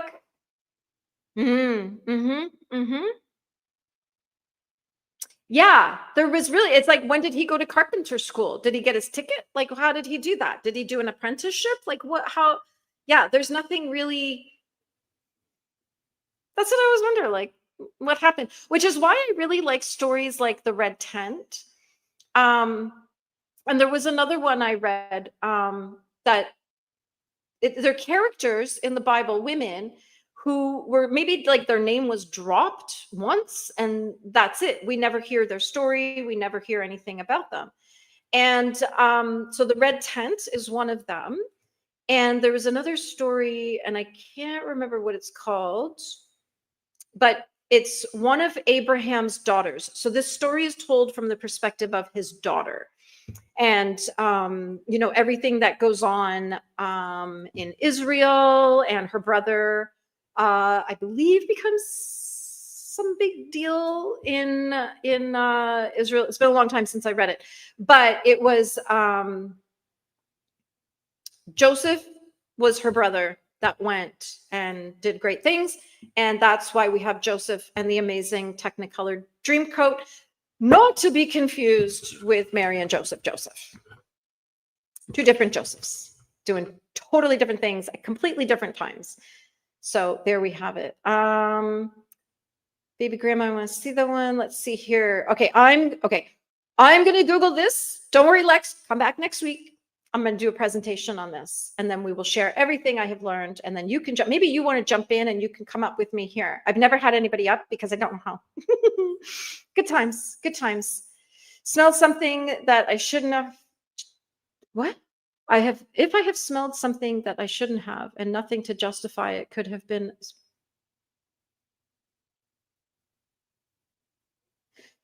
Smell something. What do you mean you shouldn't have smelled it?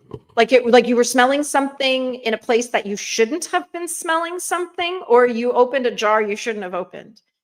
Like, I don't know what you mean by that. Never thought about smelling. Yeah. Oh, baby grandma.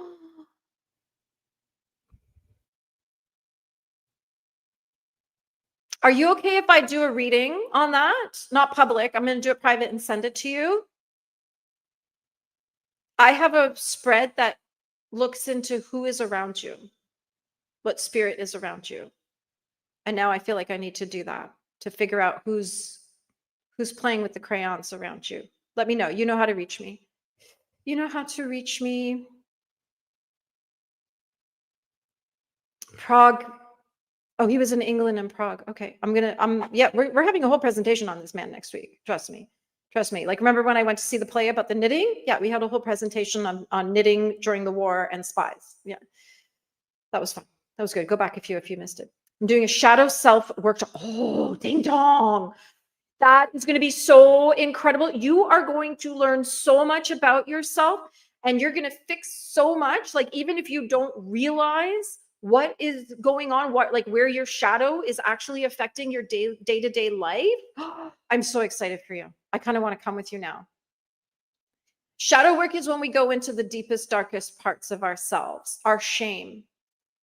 Really, it's our shame and our guilt and our fears. So we often have repeating patterns in our life, and we don't know why.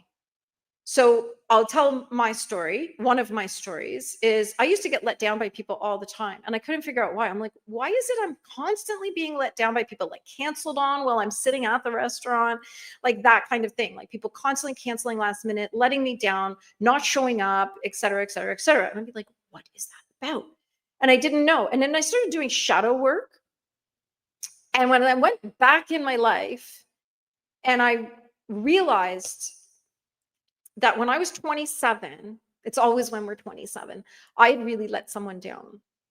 And I had never really apologized. I never dealt with it. I didn't do anything to try to fix it, make amends, anything. I just kind of hid from it. Because, when you're getting screamed at, the instinct is not to say, can I take you to lunch? Right? Your instinct is to say, I'm going to leave. And so I realized that because I had never dealt with it, I had never done my part to like close the circle on that event, that I let somebody really let somebody down. It was awful. I'm not proud of myself. I'm very, you know what I mean? But see, that there's a thing, there's the shame and the guilt, and it will circle you your entire life until you deal with it. So what I actually had to do was go back to 27-year-old Avril, and I had to sit her down and tell her, it's okay. I forgive you. You were doing the very best you could at that time in your life. I was very sick.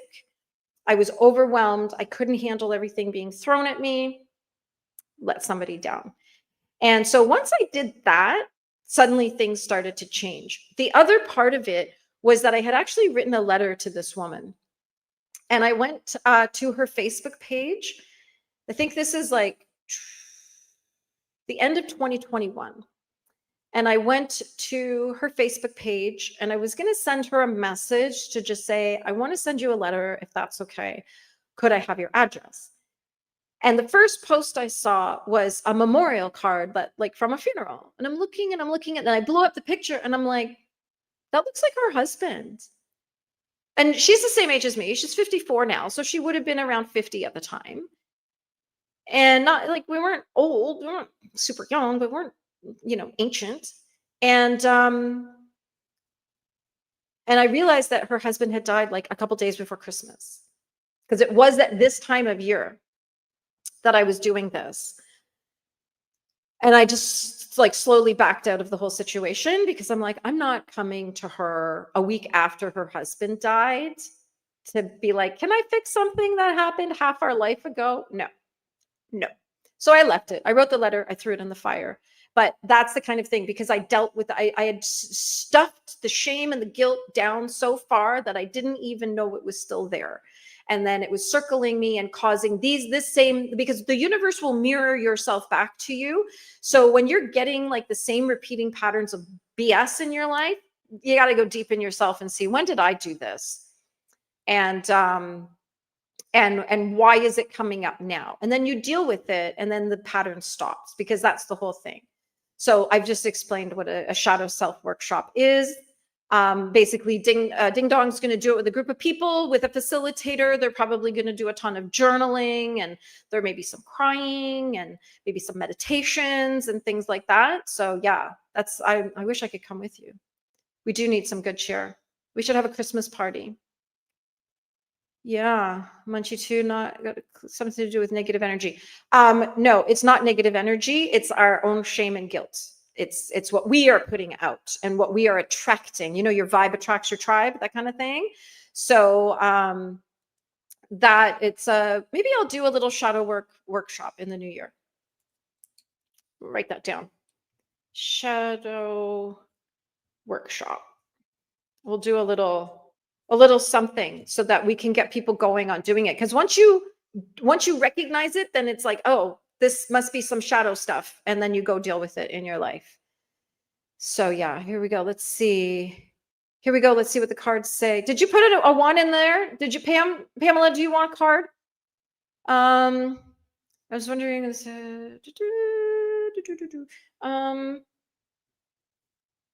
was in 2 Santa Claus parades on the weekend while we're scrolling down. It was fun. Actually, I think I have a photo. Oh, there we go. There I am. I was in a parade. That was the daytime parade, and then there was a nighttime parade. It was all lit up. It was kind of fun. For me, I learned to, letting past issues about your past. Your shadow is always about your past and all the shiz that we keep, the trauma. Yeah, all of it. Absolutely. I think I'm so excited for you, Ding Dong. I'm out of my mind excited. Please let me know how it goes. I would love to hear all about it. Yeah, well, have you been purging some stuff and getting rid of some stuff? I think we all need to. Tell me where to meet my next girlfriend.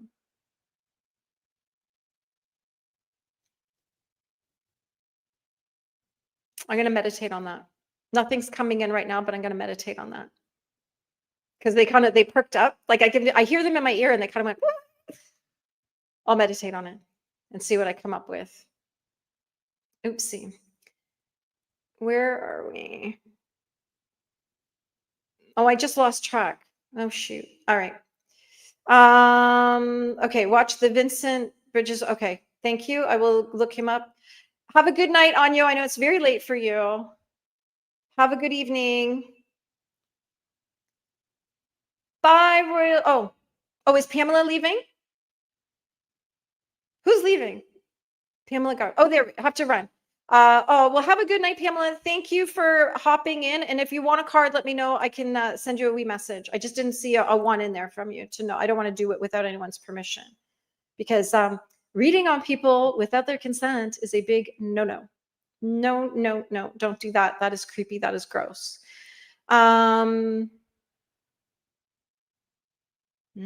Interesting. You got your whole conversation going on here. Oh, you're smelling things. Yeah, email me. We'll talk about what you're smelling. We'll maybe get to the bottom of it.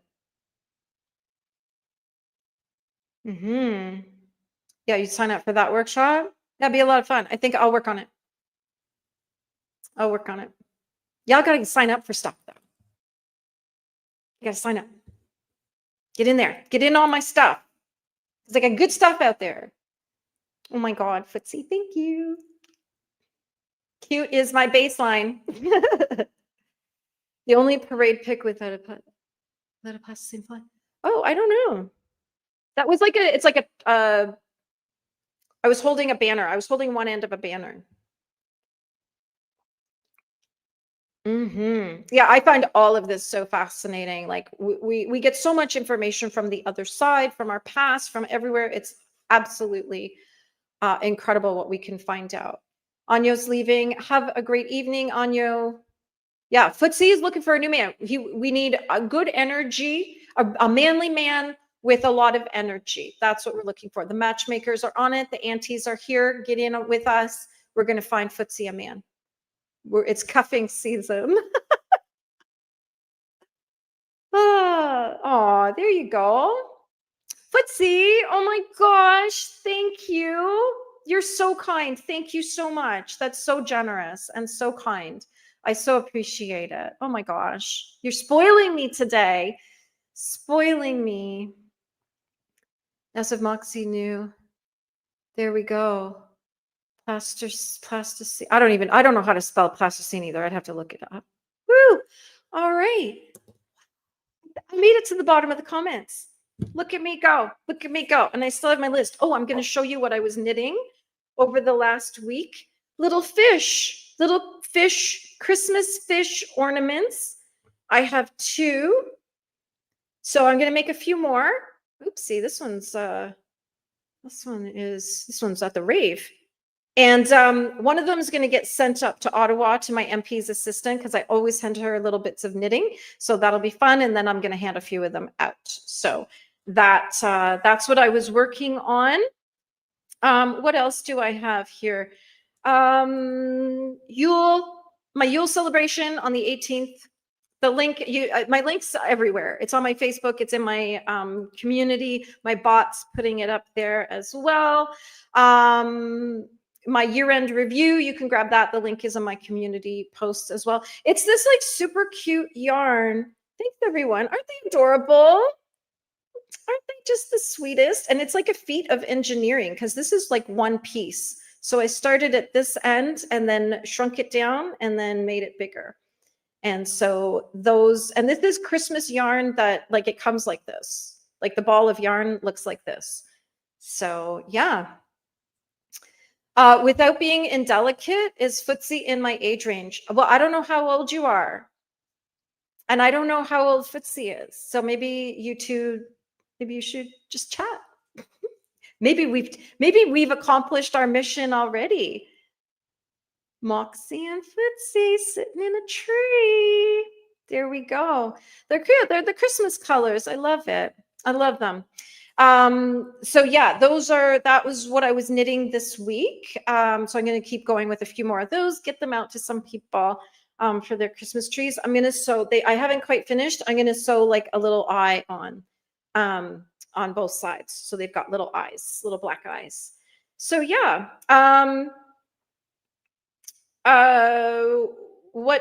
Let me see what else is going on here. I've got my Yule call. I have my Angel's Guide. My Angel's Guide, don't forget, you can grab that. It's $11. It's 55 pages ebook that I created. And my Yule thing is right here. There we go. All right. Thank you, Michelle, for reminding everybody on your call earlier that it was last night, or I can't remember what day it was. I've lost all track. that I have gift certificates. So if there's anybody in your life that you're like, oh, I want a little something, you could get them a gift certificate. I will send it directly to them, or I'll give it to you to send to them. You can do it in any dollar amount so that they can come in and they can choose something. Any of my offers, I have things going from like $10 right up to $1,000. So there's all kinds of offers on the table. Youngish. Oh, come on. How old are you? Don't be coy. Don't be coy.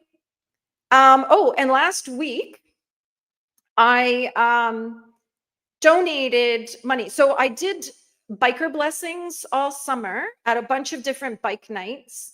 And bikers, like, it's a tradition, and bikers tend to be pretty superstitious and spiritual, like especially the older guys, and they want their blessings every year. They want their bike blessed, they want their helmet blessed, they want everything blessed, they want themselves blessed.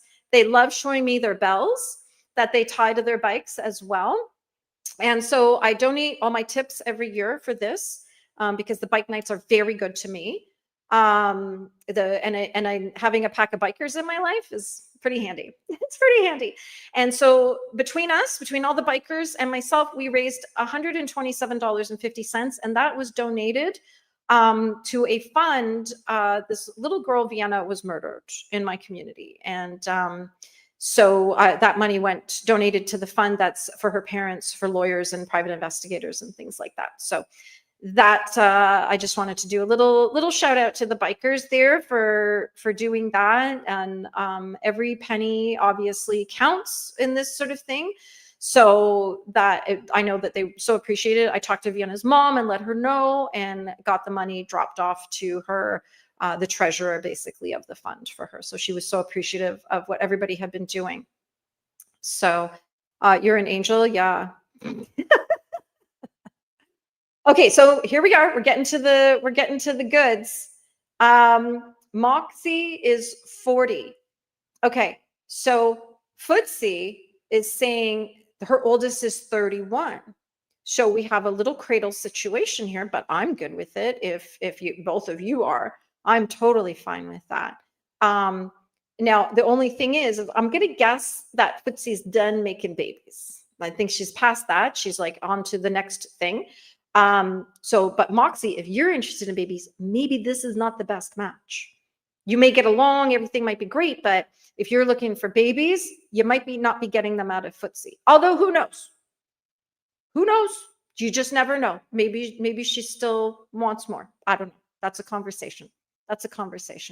Yeah, a toy boy. Yeah, all the older women, like in my age range, they're all dating 25-year-olds. Because it's fun. And no pressure, no obligation. Yeah, see, like Fitz saying you need a younger woman. I don't know. Maybe he doesn't. Maybe he wants somebody with a little experience, shall we say. Come down to Hogs for Hospice. Oh, yeah. I know they do a lot of charity runs, don't they? The bikers are awesome. These people know how to fundraise. And they give so freely. Like, that's the amazing part. You ask a biker for help with something, you like, the next thing you know, you hear their bike getting fired up. So 1985 is a great year. It was a great year. Yeah, could learn a lot. But without the pressure, you see, he could be like, this is the greatest relationship of my life. I'm not getting pressured. Nobody's asking me, what are you thinking? Never ask my husband what he's thinking. Well, sometimes when he's got a look on his face and I'm like, what's going on? Yeah, I was 14 when Moxie was born. I could be his mom, I guess. Yeah, gotta go. Thank you so much, Michelle. Thanks for hanging out and for all the memberships and all the love. I so appreciate you. We'll see you on your side the next time you go live. Yay. No longer have a baby house. Yeah, I don't know what I would do with the baby now at this point in my life. I'd be like, oh, what do we do with it? Put it down, like, next to the fireplace or something. I don't know. Yeah. Thank you so much, Lex. Oh, yeah, and you got a membership. Woohoo. Melty's a Libra too. Yeah. All these October babies. Yeah. Oh, you could have you could get on one of those shows. 90 Day Fiance or something, and you could you could get famous for being in love, and then they'll pay for you to meet each other.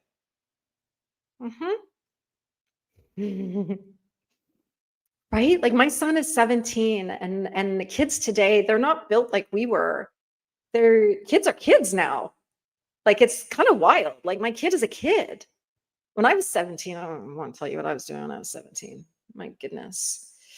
I'll be out tonight. So if you do hop on, I'll be watching from my phone. I'll be lurking from my phone. Yeah, Michelle's saying she doesn't know, maybe.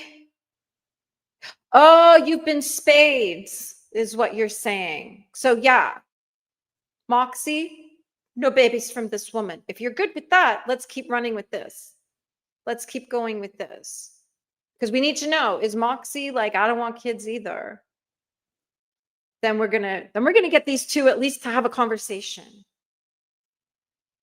Because you're both in America, right? So this is like not that hard. Like it's not super long distance. We don't need passports to meet each other, right? Oh, we should have a meetup as a matchmaking for them. That's what we should do. That's what I feel like we should do. So it's not even 5.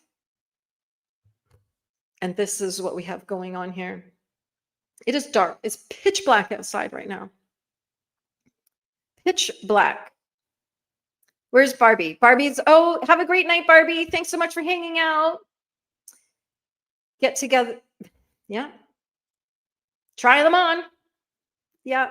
Good night, Barbie. Take care. No kids, no girlfriend, never married in Indiana. Oh, that's where Christmas Story was filmed or set. It was filmed here in Toronto, actually, but it was set in Indiana. All right. Okay, so you don't have kids. Do you want children? This is like, come on, answer the question. Don't make us work this hard. Don't make us work this hard. Yeah. Although I can't officiate a marriage ceremony in America. I don't have a license for that, but we can always find out how. Come to Canada, come to Ontario. I'll marry you here. I know lots of great spots. Yeah. Oh, there we go. Yeah. Yeah. I think we have a little Christmas romance. A little Christmas romance. See, you're not that far away.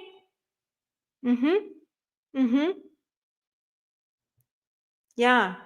You want children, but want a wife first. Okay. So is the children thing a deal breaker? Is that it? Like your children or nothing? Is that where we're at? Where did we, Footsie said, I think Footsie said that they're not far away. I think Footsie is somewhere south of me. Well, obviously in America, but just sort of directly south of me as opposed to like way on the other side or anything.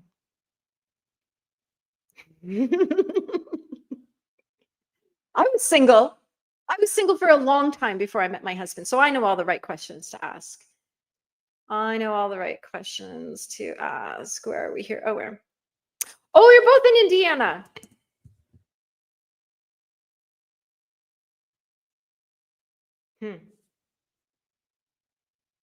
I feel like we have fate working on our side here. Patrick, Poppycock. How are you, Patrick? Oh, Indiana isn't that big. I've never been there. I should look at a map. I should look at a map. You need to have a first marriage and all that comes with this. Yeah, right? So now we have to find someone for Moxie and someone for, okay, so now we're on a mission. Patrick, are you single? We'll find you someone too. We're matchmaking here now, Patrick. There we go. Yeah. Okay, so is the kids thing a deal breaker? Listen, son, I'm old enough to be your mom. Okay. So yeah, it's no wonder. But if it's a deal breaker, then we're not going to pursue this anymore and we're going to find somebody else for you. Somebody in their 30s, maybe like 30 years old. Because if we need a woman that is young enough to make the babies, right? Patrick is married. Okay, good. Stay married, stay happy. Trust me on that one.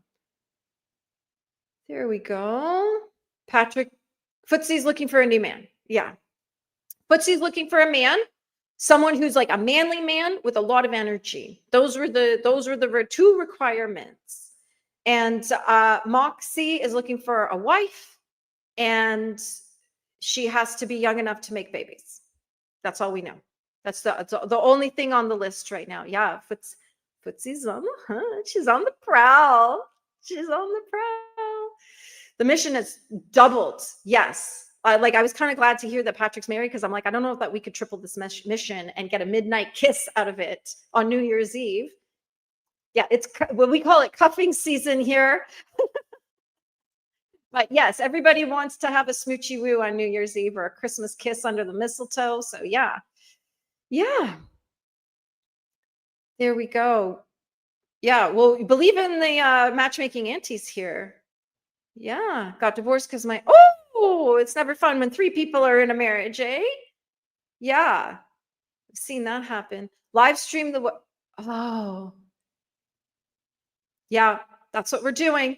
That's what we're doing. Mm-hmm. Mm-hmm. Mm-hmm. Yeah. All right. That's the mission. By the end of this year, we have 4 weeks, everybody. 4 weeks to find Footsie a man, and we need to find Moxie a wife. That's it. There we go.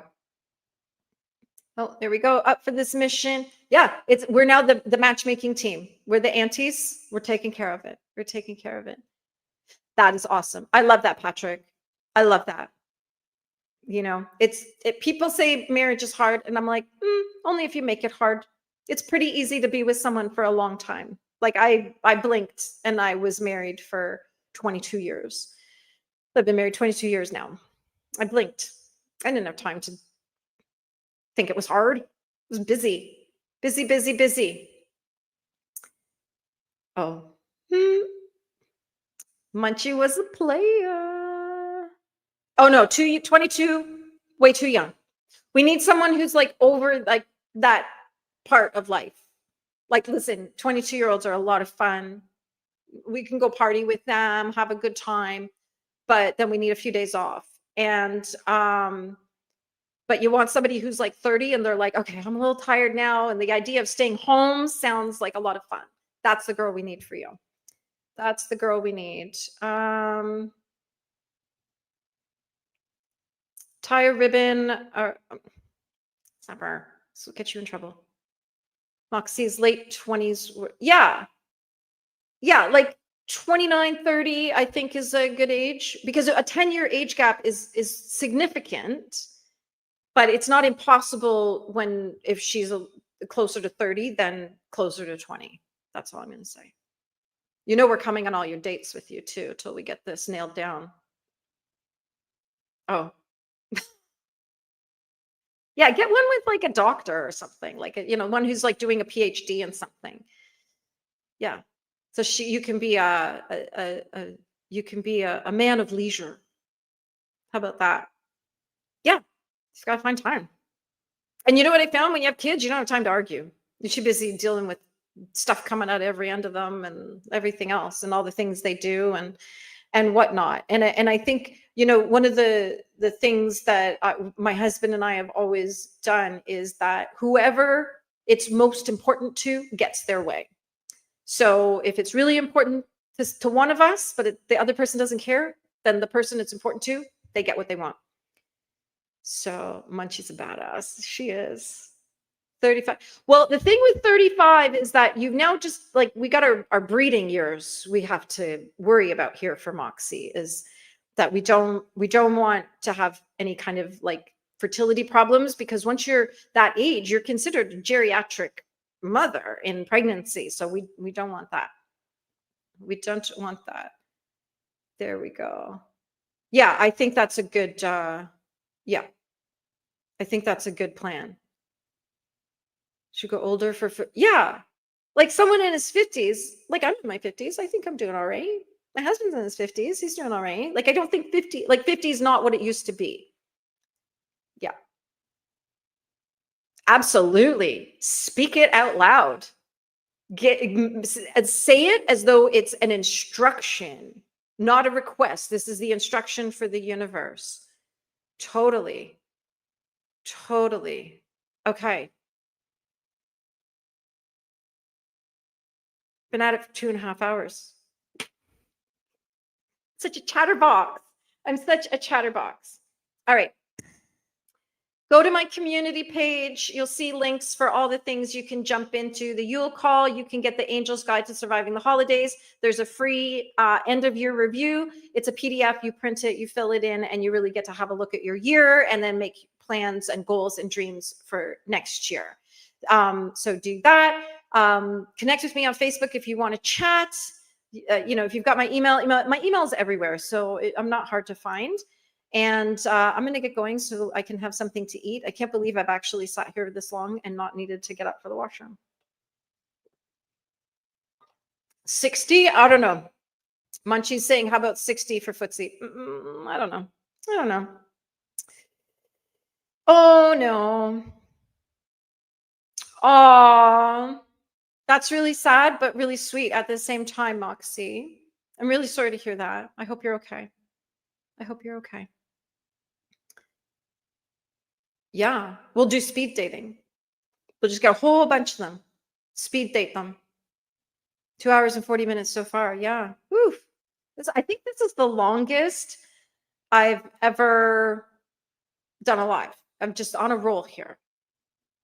55 to 56. Okay, there we go. That's good to know. That's good to know. Yeah, I'm going to be like creeping on everybody's Facebook to find somebody. Moxie, thank you for hanging out. I'm going to hop off too in just a minute. But thank you, everybody, for hanging out with me today and chatting all this time. I so appreciate it. I've had so much fun. Thank you to everybody for the super chats. Thank you to Michelle for the all the memberships and becoming a member. Thank you to Sapper for modding for me. That's been great. I've been seeing all the links getting dropped in here and everything. And just thank you. I so appreciate all of you. You're amazing. I just love that we get to hang out and do this. So grab all my stuff for the holidays. Keep an eye out for the new things coming in the new year. Thank you. Sapper, Ding Dong, everybody, and Royalty. Yeah. Thank you to everybody. You're just amazing. I love you all. You really make my YouTube experience really nice. I'm really pleasant, and I have a lot of fun here with all of you. So, yeah, we'll see. Sapper, I will be back next week, and then Sapper will be on the 13th. We're going to be live in his chat for the music quiz. So I will see you all then. Thank you. Thank you, friends. Have an amazing evening. If you're heading off to bed, have a good sleep. I'm heading to Costco. There we go. Thanks, everyone. Bye.